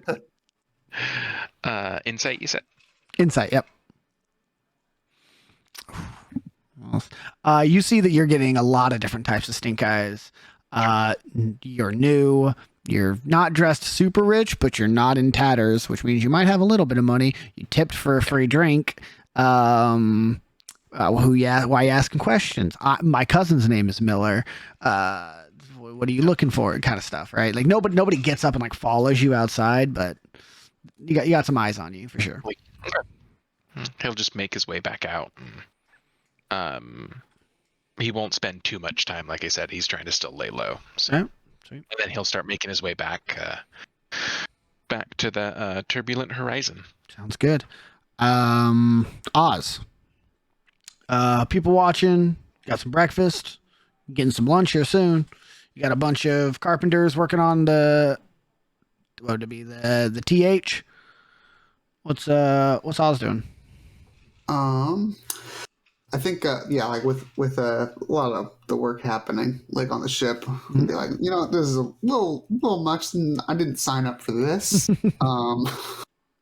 So I'm gonna just kind of grab my stuff, throw it over my shoulder, mm-hmm. And just hop on down and start just wandering around and seeing if there's an empty corner. Ah, gotcha. Yeah. There, it takes a bit. You're a little late to the game. You see, there's Midtown's a busy side of Noximbres where a lot of competition is. But you're lucky enough to find one that's been left open, either for someone left to go get lunch, and they didn't leave a place mark. So you're able to squeeze into a not great spot, but definitely not the worst place you've ever performed. Okay, yeah. So I start by warming up my hands. Okay. Yeah. Even though it's actually a pretty warm day already outside. Yeah. I crack my fingers and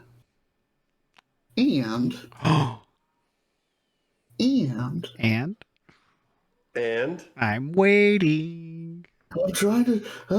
Why won't it let me do the thing? God, what kind of D&D player doesn't have things work the first time? I know. What the crap? God, couldn't be me. I didn't have 2 sessions where the audio didn't work. Internet went out today. Yeah. And so I'm going to kind of flip out my coat, revealing its more colorful insides. And then drag my fingers through the air and cast Minor Illusion. Okay. As different forest animals start hopping along. Okay. And in a loud voice, I start telling the story of deer and lions and bears and all these different creatures that people might never have seen before, and all the sounds that they might make. And then finally, a fox hops up, and I say, "But whatever does a fox say?" And I'm going to try and pull someone from somebody passing by. Sir, do you know what a fox says?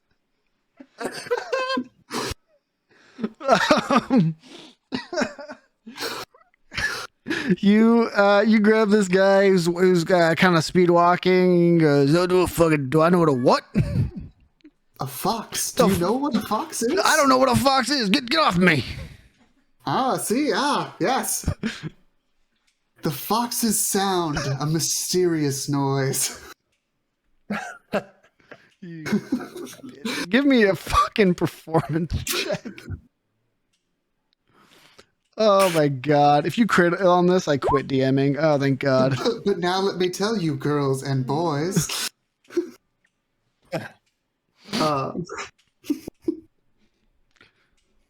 The sound is majestic, one not often heard. Though you might hear some sounds quite often, like a bird.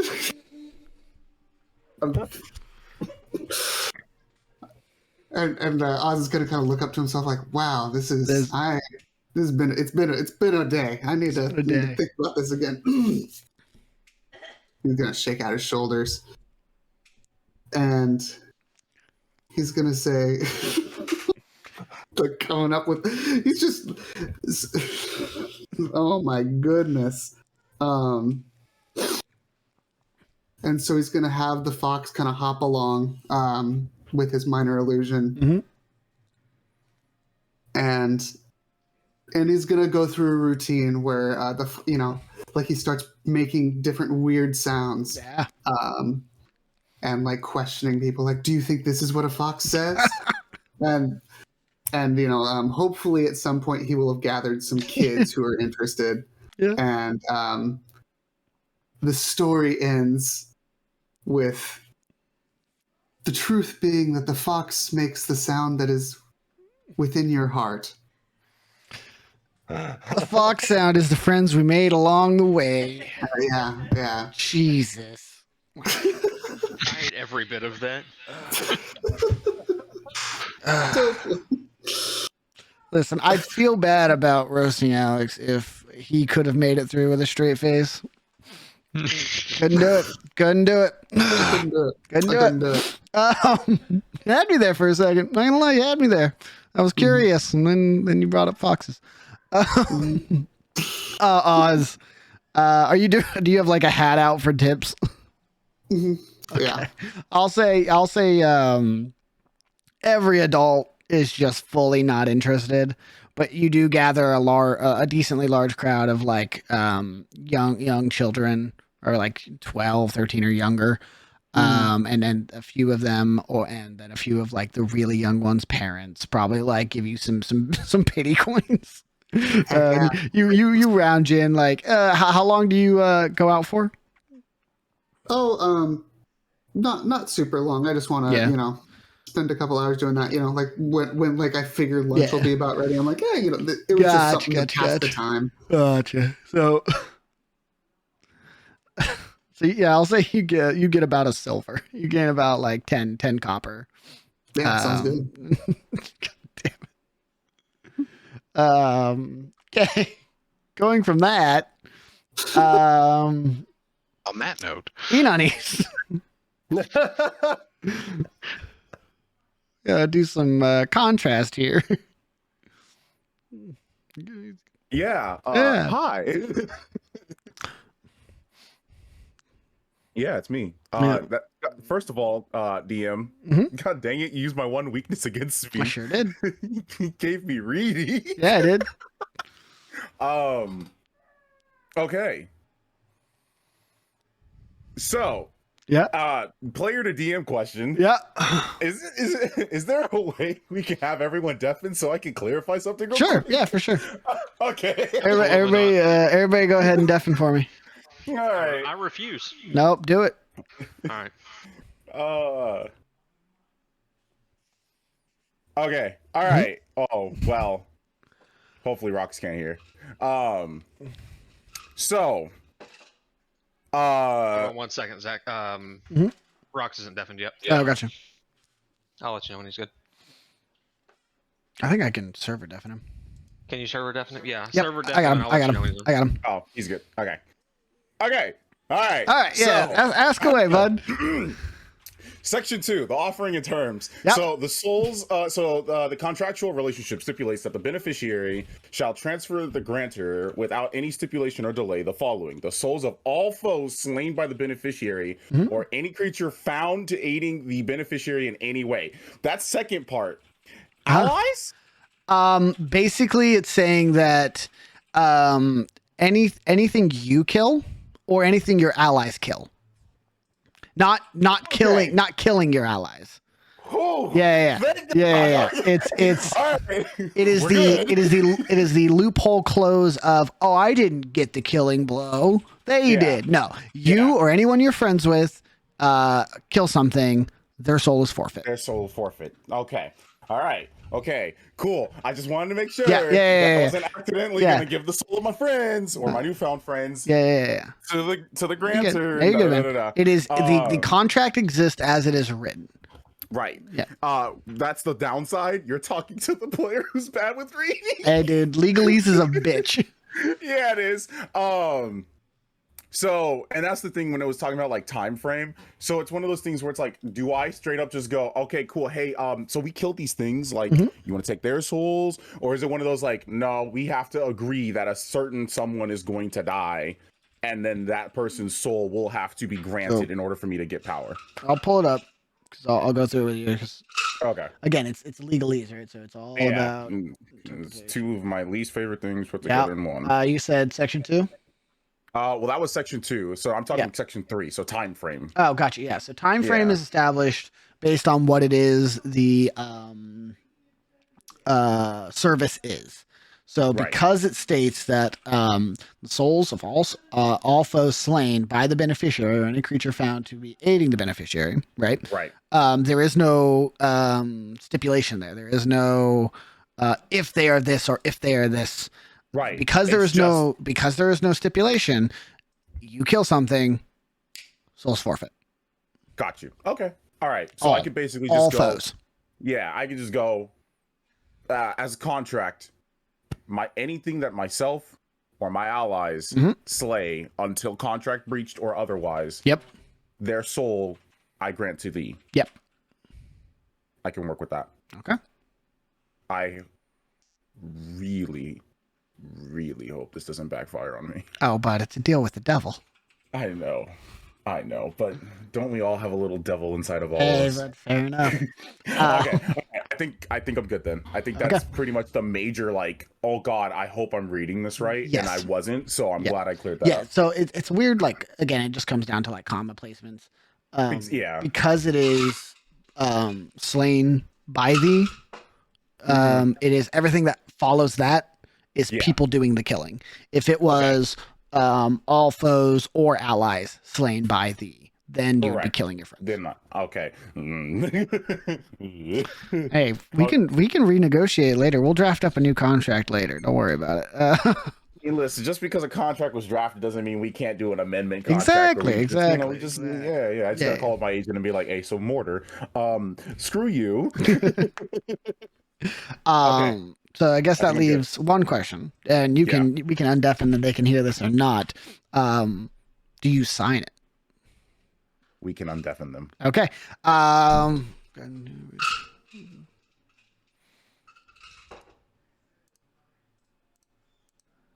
don't think they got the memo.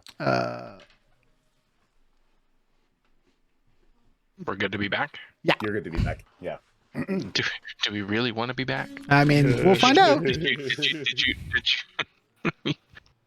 Don't worry. Everyone's still alive, I hope. For now. Yeah. She's fucking moaning in my ear. That tracks with what was going on. That tracks. Oh my god. That's true. This Twitch chat. Tell you what. So, looking over what I just read, I look over it. I do this is where the funny thing of Inanis and I being similar. Inanis loves to read. However, where we differ, Inanis actually understands how to read better than I do. So I would assume he understands the legalese a lot better. He understands the wording and he understands what he's signing. Yeah. So I trust my character more than I trust me. Inanis gets to the bottom and sees section 6. Yep. And sits there for a second and goes, how do I is it one of those do I get a pen? How do anybody? Nobody? Like he's like kind of expecting like some whisper to just pop up and just be like, hey buddy, did you need a quill? And I'm just gonna go, no. All right, I guess it's just as simple as it seems. So I'll go and I'll find something to write with, and I'll sit there and then go, that motherfucker. He does know who I am. He knows what I am. This is going to be an interesting life. And I just... Inanis... That's the last thing. Yeah, Inanis, you put quill to paper, and as it makes contact, you feel a piercing pain in your hand. God, geez, I knew it. As the quill has stabbed you, and your blood kind of runs down your finger, drips onto the parchment, and you see it spirals around, and the blood stretches and bends and twists until it is a perfect signature. I was going to be willing to do that. All right. If you're listening, you didn't have to trick me. And then it's very similar to our kind of intro video with the burning of the parchment. The blood sears into the parchment. And then you are left, as you sit there, you see your name kind of burns into the parchment. The little spot to the right of it begins being filled in. No one around me. No one around you. That's not gonna say hi. You know, the last time we kind of met, it was very awkward, and you kind of left me with a lot of anxiety. You didn't really give me the best first impression, but you could at least pop in. I don't know, do something cordial. Still being signed. It's finished now. Yeah. Freaking piece of trash. Oh, goodness. You can never expect anyone but yourself to do something nice. And I kind of hold it.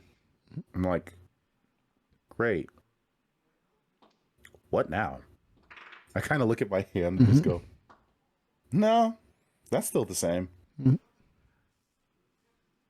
That's still the same. The heck was the point? Is this a trick? Is my father tricking me? I feel like my father's No. No, father wouldn't do this to me. No. He sounded very serious. Oh, for the love of... And I'll just roll it up. And I'll still put the like little tie on it. And I'll stash it. You keep it on your person? I keep it on my person, yeah. Okay. So, do you I assume you're done with the house now. You head out? I'm about to head out, yeah. Okay, cool. And where are you headed? Before I even think to head back with them, because I'm like, there's a lot of them. They can take care of themselves. Yep. Volk knows what he's doing. I'm gonna kind of do like a cursory walk and just see like if there are people that seem in need on the street. If I can give a helping hand here and there, and just kind of start the day off with people getting helped. Gotcha. Yeah. So New Noximbres is a little rough because not a lot of people really need help. You see there's like somebody carrying like bags of groceries basically, and you're able to like give them a quick hand, but that's really it in New Noxum. Once you make it over to Midtown, if you're kind of helping and walking at the same time, that becomes a lot more like helpful. You see there's like a broken down cart you're able to go like help repair the wheel on, and then kind of play good steel night, kind of the what's the word I'm looking for, like the prime what people picture when they think of like the Steel Knights. So you're able to fulfill that imagery for some folks. Help an old lady cross the busy cartway, get some wagons repaired. You fix a broken inn sign that's kind of hanging by one chain. You're a good citizen. Nice. All right. So cool. So I'll go ahead and finish up with that. Kind of dust myself off and go, all right. Now that that's been taken care of, let's progress to the next level of this game. And I'll start making my way to the Turbulent Horizon. All right. You head to the Turbulent Horizon. I'll say at this point, we're probably getting to like late afternoon, probably like 3-ish. Both with the delay in your morning as well as helping people along the way and the distance you had to travel. You probably get there around like 3-ish, 3:30. But yeah, everyone is there. I think Oz is probably getting back around this point as well. And you see that there is some hustle and bustle. Boat is being repaired. What's up, Trump? I was gonna say, on his way, as he's like as he's in sight of the Turbulent Horizon, I'm gonna try to sneak up behind him as I'm coming, because I'm probably coming back about the same time as him. Yeah. I'm gonna try to scare the shit out of him coming up behind him on one of his sides. Okay. Give me a stealth check. Inani, what's your passive perception? My passive perception is 10. Okay. You sneak up on him. So I'll just... No, after you go ahead. No. This is a reaction to you. The sneaky boy. Yeah. I'm just gonna like do the whole like he's walking, like looking where people is, and I'm just because knowing how fast he can swing, because I've seen him fight, I'm just gonna be kind of like, it's finally good to see you back. I still don't do that ever. Pretty sure you've got some things you're working on there, bud. It's called anxiety. I get it every now and then. Not cool when you mess with my thing, dude. Not cool at all. It's hard to be a nice guy when people keep being jerks. I'll just kind of walk up to him and kind of like tap him on the shoulder and say, it's okay, we got your back. And then I'll just keep walking. I, under my breath, just say whatever swears Inani's knows. Oh, so many. It's just so many. In multiple languages. Just absolutely. Yep. I'll put the greatsword back and I just kicks the dirt a little, Yeah. So while this is going on and Matt and I are just kind of hanging out on the boat. Yeah. I want to ask him if he knows how to play dice. Do I know how to play dice? Absolutely. Is that a challenge? Right. You want to make a little wager? Of course. Oh, you guys are great to me. I don't know if you guys know this. I have a gambling mechanic in Noximbres. So unless you had a specific dice game you wanted to play, Amber, I have one built for this that you guys can gamble with that I think a few people might be familiar with. It'll work really well in Roll20 because you can roll whatever sided die you want. So how it works is it's called death rolling. People who play World of Warcraft will be pretty familiar with this.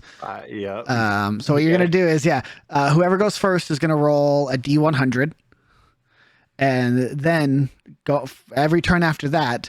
The highest value of the die is what the last person rolled. So, for example, Matt Jones would go first. Matt rolls a D100. Matt gets a 71. Now Wally is going to roll a 1D71, a 71-sided die.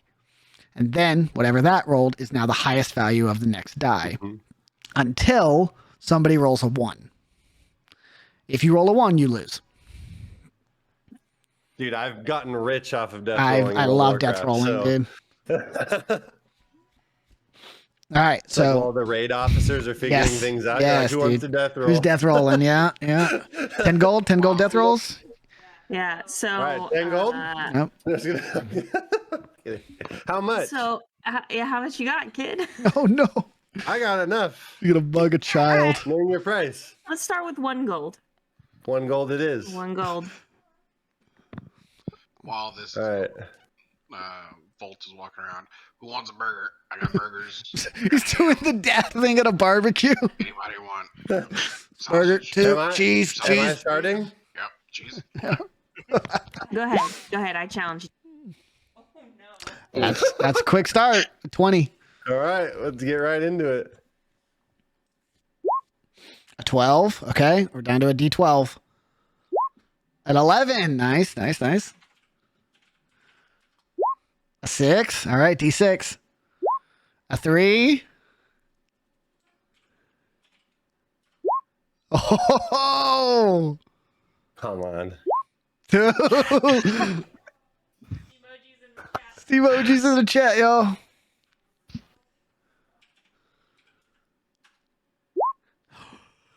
Oh my God. Another 2.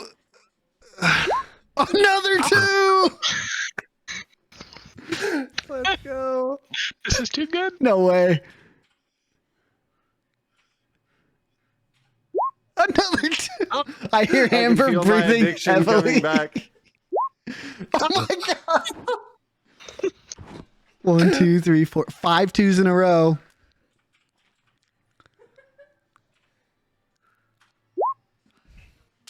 Dude, you have More to be kidding 2s. me. That's 6 2s in a row. The probability on this is Oh nuts. my 7 2s in a row. Oh my God. I've never seen a game of dice go this long. Well, Oh. while it looks at Matt. All right, we all just gotta refresh got- our fucking roll 20. You got magic or like what? I thought you were the magic person.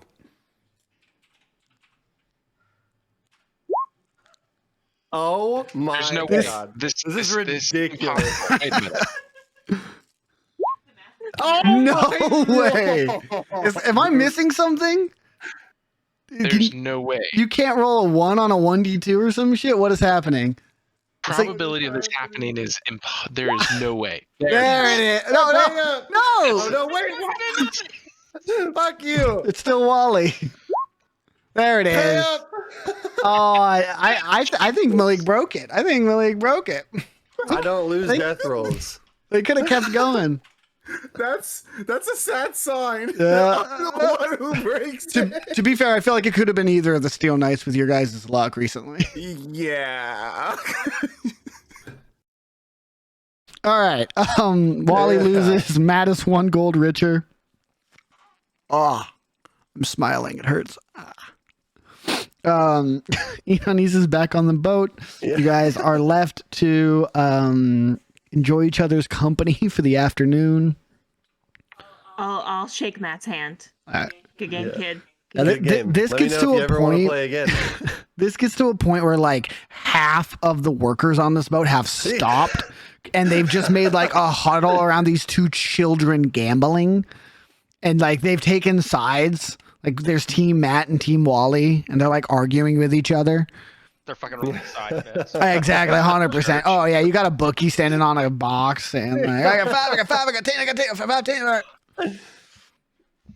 Oh, that's funny. That was good. Cool. So then the evening continues. We continue into evening. Wow, Boris, is there anything you want to do specifically? I probably would have just hung out around the workers, make sure they didn't need anything. Okay. As our employees. Yeah. And then when they go to leave for the night, I'd palm them each a silver. Okay, sweet. Sounds good. I think I said there was about 8 of them, so 8 silver off your pay. Okay. And then they continue working till about like 4 or 5 p.m. and then they look around. They basically don't start anything that would be too laborious, so they'd have to come back the next day. They do a lot of like one day stuff. But it looks pretty solid with the amount of work they had and the skill they were putting in. Your entire top floor boards have been like either sanded and or replaced to be like charred. Your entire starboard railing has been replaced and fixed and sanded down. Not painted yet, sadly. Your gangplank has been fixed. Your left railing has been halfway replaced, and they left materials to the second half. And the entire hull insides have been sanded down to get rid of the smoke staining. And the captain's quarters door has been enlarged. It has gone from like a pretty tight fit to you to be like this pretty massive single door that goes like floor to ceiling.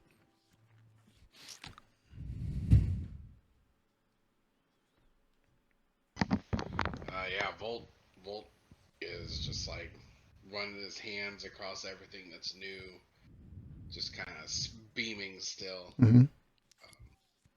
And he goes downstairs, looks at the door, and he like opens it and closes it and opens it and closes it. And then walks in and closes it from the inside. Oh yeah. He's pretty happy. That's awesome.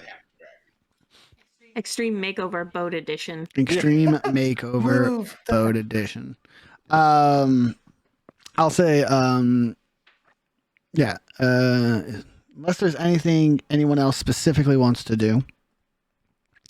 Around the time the employees are all leaving and going off the gangplank and walking out, getting paid, Vault, you hear, if you're in your captain's quarters, you hear a knock on your door. Coming, and he'll go to the door and open it up. You see the female Earth Genasi you had spoken to earlier in the day standing there, about 4 feet shorter than you. And she is holding what looks to be a large wooden box under her arm. And she looks at you and she says, "Hey, Volt, right? The guys, they were working on that room back across, and you recognize it as kind of the large communal room on the underside of the hull." And she says, "One of the boards in the wall were just royally fucked. So the rest were fine. This one seemed to be broken and burned, and a little loose for some reason. But good thing we took a look at it. We took that off." And she pulls up this wooden box and kind of hands it, lifts it in front of you, and it's about 1.5 feet across. She says, "This was stuck behind that board. I'm not sure if it was a secret of yours. We didn't open it. We didn't want to be nosy, but we did want to replace the board. And if it wasn't yours, then we want to make sure you're aware of it. So here you go. This is a thing we found, and we're not known for taking shit off of job sites that aren't ours." I appreciate your honesty and thank you. And he'll take the box. Is it plane? Does it have any kind of like identifying markers or anything like that? Yeah. So you look at this thing, and like I said, it's about 1.5 feet by a foot. Thick wood, stained and engraved into both the top and the bottom are these deep how would you say, like filled in with like what appears to be like thin gold runes of some kind you don't recognize. And then the sides, like the corners and like the railing like borders are laid with thin metals. So it seems to be like stylistic choices of metal to make it look fancy. It doesn't happen to have the Magris family crest on it, but It does not. Not on the outside. we'll look at the Earth Genasi when you go up. Yeah, thank you very much. I'll make sure this gets looked into. Yeah, whatever it is, go for it, bud. Just want to make sure you were aware. We're done upstairs. Boris is gonna take us back. Anything's wrong with the wood, you just let us know. We don't do shoddy work, so we'll be out here to fix it. I appreciate all you've done for me. And she sticks her hand out to shake your hand. Yeah, I'll grab her around the wrist and Yep. give her a storm shake. Gives you a nice firm shake. And she kind of gives you the whole like quick salute. Does a 180 and heads topside and heads home. Bolt would close the door and go sit at the desk and just put the box in front of him and just kind of inspect it. He's looking over it. Does it have locks on it? No, it has a latch, but there is no lock on it. It seems like there's a little slot that you could put a thin lock through, but it currently is unlocked. Okay. He'll flip it open and open it up. All right. You kind of take the latch off and you lift it top open. And inside, there is a leather-bound tome. Probably the size of like a PHB. But a little thicker, probably about 3 times as thick. And on the very front of it, kind of as you would expect, is your family crest. Stitched in with a darker, like kind of dark purple leather, like dyed leather. He'll run his hand across it, and the family sigil for House Magris is setting sun with clouds on the left and the right side flanking it. And he kind of like touches it. And, where did you come from? And I'll open it up to the first page. Okay. Volt, you open this tome up, and the first page appears to be kind of a diary entry. It reads, to all members of House Magris, like as an address line. Enclosed are the sigils, runes, and all accoutrements of protections given to us by our ancestors. For both protection and defense, we use these at the Magris discretion. Next page you turn to, there is a large sigil, like a rune that is not identical to, but very similar to the ones on the box. And underneath it, you find a description of what this rune translates to and what it does and how it applies to arcane usage. Page 2, 3, 4 are all the same things. You see multiple runes in here. And in between each rune is probably about 10 pages of different applications and how to apply it. As you are kind of thumbing through this tome, you find that they describe applying it to metal, applying it to leathers, applying it to wood, all the different abilities you can put into these runes and how to apply them to mundane artifacts or mundane items. is a dummy's guide to runing. Volt would go over the book, kind of like read it from front to back, stop, close it, look at the family sigil on the front again. Then he looks over at his axe resting against the wall.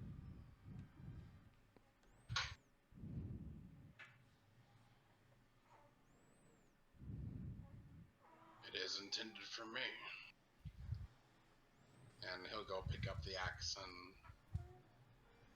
probably go to the fire room and begin working on inscribing that on his battle axe. Sweet. Absolutely. Boars, you finish paying the carpenters. They all kind of head off. Do you walk them home? Do you walk them back to the facilities? Yeah. Cool. You know, giving them a little Preach. speech about Yeah, meditation. absolutely. Yeah. They are very polite, and some of them agree to come to sermon. Some give excuses, but all of them cordial. And you're very familiar with these folk, be it multiple job sites or just seeing them on your volunteer days. But it is a lovely walk. They are very, very kind and receptive. And then you are left alone after you drop them off. Cool. I'd probably try to go find like one of the homeless shelters, if you will. Yeah. Try to talk to some of the transients of the town. Yeah. See if they've seen the guy that I'm looking for. Show them the picture I've got of him. Gotcha. Yeah. Give me an investigation check. Oh, I'm great at those. I know it. All my big, smart, beefy boys. So fucking stupid. 13. You see, they talk about like people they know that look vaguely similar to that. But every time you think you got something, they give a detail that's just off. That doesn't add up, or it was like 10 years ago or some shit like that. It's like, oh, that's good. No, fuck. Nothing solid that you are able to kind of track down. Okay. Yeah. After I went and talked to them, probably go pray and then go back to the ship. Okay, sounds good. Dope. Is there everybody eats dinner? That's all handled. Is there anything anybody would do in the late evening before it starts getting down to like rest time?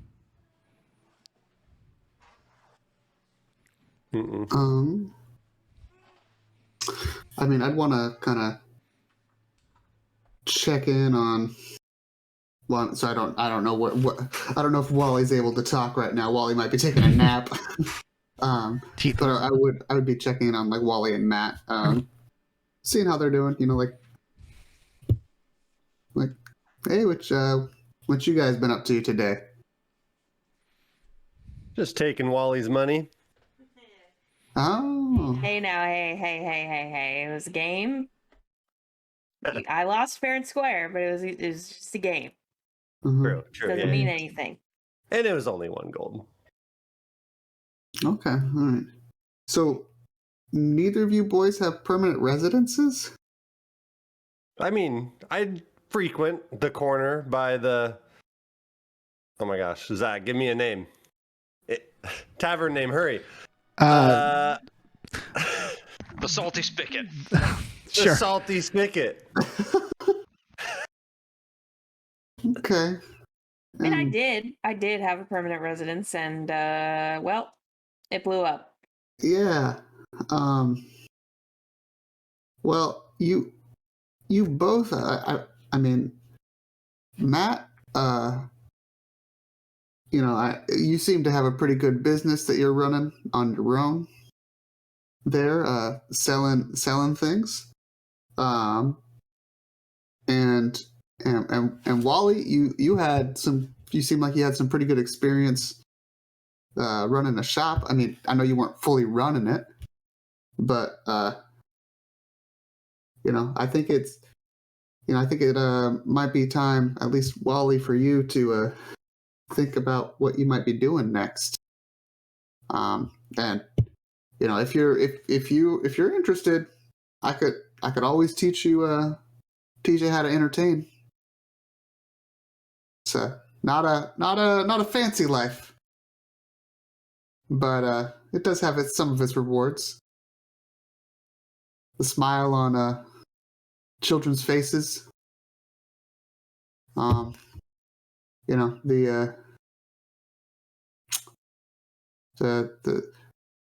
the look of wonder in a child in a baby's eyes.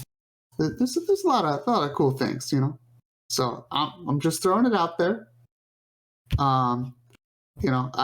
It can be lonely sometimes, and I wouldn't mind having an apprentice of sorts.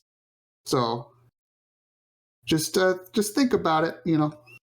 I have an in at a lot of the inns. I know you can't see me, but I'm cracking up right now. So, I just like I'm really I'm making I just want you to be aware, Wally, that I know that your life is very different now. So I just wanted to offer you that. Matt, you seem like you have a great thing going. If you also want to I this invitation is open, but I understand you have a good thing going. I don't want to infringe on that. I'll always, at least consider an offer. What kind of entertaining do you do? Well, I do a little bit of this, a little bit of that. Mainly, I like to tell stories. That seems to be, everybody on every corner can hum a little diddly, but having the gift of storytelling is that's really what gets people in. And if you can get someone sucked into the beginning of a story, they will stay for that whole thing. And there's a lot of power in stories. You can even change some minds if you want to. So suck me in. Give me your go-to story. Well, shit. Okay, well, Have you ever heard of a fox? I did tell a story earlier. Well, now I can tell you a story, but now's not the best time. I would, that, especially some of my better stories, those I'll save for later on. I don't want to jump right into them yet. Yeah. Sorry, I wasn't trying to put you on the spot. I just, you were getting me there for a second. I got interested. Yeah, no. And sometimes it helps if you go to like the same spot several times. You can get a feel for the people, right? And you can tailor the stories to them and the things that they need to hear. So, but I've done all kinds of things. I've done puppet shows; those are fun. I love puppets. Kids love them too. I've done a lot of kids shows. It's I don't know. There's something about doing kids shows that gives you more money because the parents feel guilty. They feel like they have to tip you. Like if their kid's enjoying it too much, they give you money. Now it's easier if you're like an adult and you're like, oh, that was a good song. You're like, but I don't have coin on me today. But if you're young one, if you see your little one with a big smile on their face, having the best time of their life, you got, okay, I have some change. So that I often do tend towards more of the kid stories. Also, it does help because it makes me more sellable. There's some unsavory folks out there, and if you're like, hey, I sing kids songs, it brings around a better crowd, so people like you being around. It's a good business decision. I like that. Here, actually, I think I might have something that maybe will help you on one of these performances. Oh, And yeah? I'm gonna reach into my backpack and pull out one of my vials of water. Okay. And holding it, it's going to turn into the water's going to turn to like a murky gray color. Oh God. And I'm going to hand it over to Oz, and I'll send you what it does. Oh. Oh, yeah. Y'all are having this conversation on the deck of the Turbulent Horizon. And who is currently topside? I would be. Okay. Same here. Or is I'd Ditch? be off to the side trying Gotcha. to. I was going to ask you, Zach. I don't know how we were going to do this, but Ditch was going to start taking a look through the beginning pages. Yeah. Notebook and trying to see. He's just working on trying to see if he can decipher stuff from it. Sure. Here's what we'll do. Because I know we had talked a little bit Yeah. about, so I don't know what you've got planned, but that's just we can just do it as flavor for right now. He's just sweet. Yep, I have something I'm working on for you. I gotta finish it. It's a weird thing, but we will either retcon this and jump back to this moment, or like you said, flavor, and then we'll have you do multiple roles in the future. He's just starting to really start diving into thinking about it. Taking some very rare free time you've had recently. Exactly. Cool. So anyone who's on the deck, out of the group, you see someone walk up the gangplank. Zach. Yeah, what's up? What time of night would this be? It's getting pretty late, probably around like 7-ish. I would have tried to go up to the crow's nest to There- meditate. There isn't one. He said there was. There's not one in working order, I should say. Um, Yeah, and or getting up to it is the difficult part. And I'm gonna get to the highest point I can on the boat. Okay. To meditate. Okay. Yeah. He's gonna take his dagger out, put it on the ground like all ceremoniously and shit. Yeah. And he's gonna light his lantern, and he's gonna flick the flames to silver. Okay. And he's just gonna like hang it as high as he can. Sure. And he's just gonna spend probably an hour meditating, just making sure that the flame stays silver and focus on his job at hand. Cool. Better question I have, because this might actually impact what we do here. Inanis and Boars, would you go home, or would you spend the night on the Turbulent Horizon? I'm here until I'm done. Okay. Inanis doesn't feel comfortable sleeping Anywhere with besides home? others. Yeah. Okay, cool. So, we'll say, unless anyone has anything they want to do, nightfall comes. Everyone is rested. Everyone goes to bed. Inanis, you make the trek home, probably relatively close to when this all is happening, about 7, because it'll take you about an hour and a half, 2 hours to get home. You go to home, you go to sleep. In the morning comes. Inanis, you are awoken by knocking on your door. That's odd. Mm-hmm. Normally, that's I get up Mhm. because it's not often that my father would knock on my door. Correct. He usually waits for me, and I'm gonna grab my greatsword. Sorry, I should clarify. Not on your door, on the house door, on the front door of the house. Oh, whew, okay. Yeah, all sorry. right. Yeah, all right. little different. Okay, cool. I kind of like get myself kind of put together. Yeah. Go for my mask real quick and kind of just set. Yep. Make sure I gotta give it a minute to see if my father answers. He does not. I go and answer. Okay. You make your way over to the front door. And as you open it up, you see there is a very tall, fair-skinned elven woman. You recognize this as one of your neighbors. She lives on same building, one floor down. This is Zofia Lane. And she says to you, good morning, Inanis. Apologies if you were sleeping. I know your father is the armored kind. But if you could please request that when he leaves in the morning, that he is a bit more quiet. It was quite ruckus this morning. Woke the children. Apologies again. I don't mean to be a bother.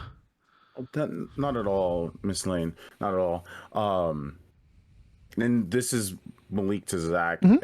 That's not normal for my father to be loud upon leaving, right? Your father doesn't wear his armor home. Right. Yeah. Okay. Interesting. Cool. So keeping that in mind, I'm just like I many apologies. I'm sure that my father would have his reasons if such a thing was to happen, and as I'm sure you're aware, this is one case out of many times we've been neighbors. Of course. I will make sure to bring it up to him per your request, and hopefully this does not continue. Very, very appreciated, And he said again, I don't wish to be a bother. It's just the courtesy of the children, Oh, would you need this? This seems to be, and she reaches out and pinned to your wall right outside your house, like right to the left of your door, is a folded up parchment nailed to the wall. So it seems you have a courier message, and she reaches to grab it. I'll kind of stop her and go, that's okay.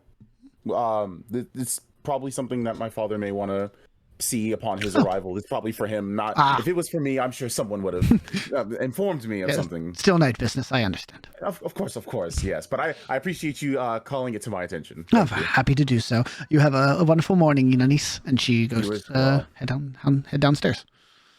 And I kind of wait to make sure she's out of like eye shot. And immediately I just slowly turn my head and go, please don't be what I think it is. And I'm gonna check first to make sure that there's nothing there's nothing to tamper with. Gotcha. Yeah. It's just there. Yeah, you look at it. There doesn't seem to be any like strings attached or no like exterior runes or anything like that. It seems okay. Okay. I'll look around to make sure that nobody is looking. Nope. It seems again only you live on this floor, so no peering eyes from left or right. I'll go ahead and take it. Okay. You take it off the nail there. It's again folded up piece of parchment. Do you unfold it? I'll go inside and close the door first, and then I'll go ahead and unfold it. Okay. You open it up, and there is no imagery. It is just text that has been written in ink and dried, and it reads, "Round 3. Catch me if you can."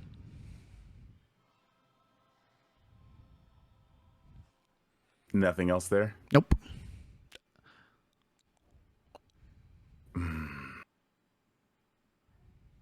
I will immediately start just checking the entire home. Like I just will check everything before I even bother to open that door. Okay. Yeah. What are you looking for? I am looking to see if anything has been moved out of place. If something new has been. I'm trying to see if the home has been tempered in some way. Okay. Cool. Give me an investigation check. Please, better than the last one that I had. That's better. I'll take that. That's way better. You go through the entire house. You like rip the house apart, like top to bottom. And I'll say, actually, I'm going to say with a 19, it's quick. It's not like it doesn't take you a while to find it. It's like the speed at which you investigate is rapid. The ink, the ink on this note is a tiny bit wet. It's just written. Jesus Christ. Okay. Then I immediately leave my home. Cool. And I'm going to start making my way down. Yeah. First I'm gonna make a stop by Zophia's place. Okay. Yeah. You run down to the floor below you. There's again kind of one house per floor here, so one door you can go up and knock on it. And I'm gonna wait and see when she. Oh, she probably just got back inside, so she opens it relatively quickly. Yeah. Miss Lane. Oh, yes. You said that my father. You said that he was being loud upon leaving this morning, correct? Oh, yeah, stomping down the stairs. How long ago was that? Oh, must have been a minute. Right, I came up to talk to him, and I missed him in the stairs. I saw him going down, but he was already on the street level, so I figured I'd just tell you. Miss Lane, which Yeah? direction was my father going? Seemed he headed to the left, so it would have been east towards Midtown. No. Yeah, no, I was quite Miss certain. Lane. Oh, I appreciate you. I appreciate your time and happy? everything that you have done. oh, thank you. And I, without any other word, just leave and start making my way towards Midtown. Hell yeah. If you bolt down the stairs, hit the streets, it's crowded. Probably 8 a.m. at this point. You are in a busy street. Give me a perception check with advantage. Yeah. Okay, 14. Let's say with the 14, about 100 yards down the road, you see facing you, not moving, just looking in your direction. An individual stands there with cloak up, robes covering most of their body, and an identical mask to yours. Okay. And Right. you see them, they see you, they turn around, take off running. I, without hesitation, pull out my sword, scream, "Everyone out of my way!" And I charge towards them. Hell yeah. And that is where we're going to stop for the day. Time constraints, Malik. We can't. I know we want to, but we can't.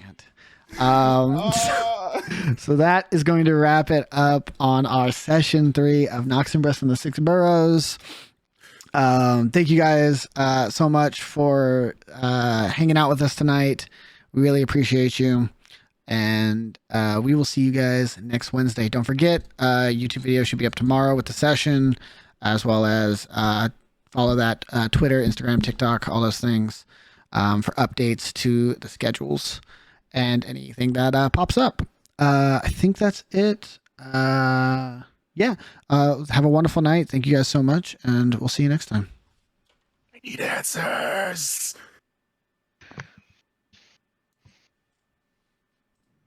There's our hands. We got it.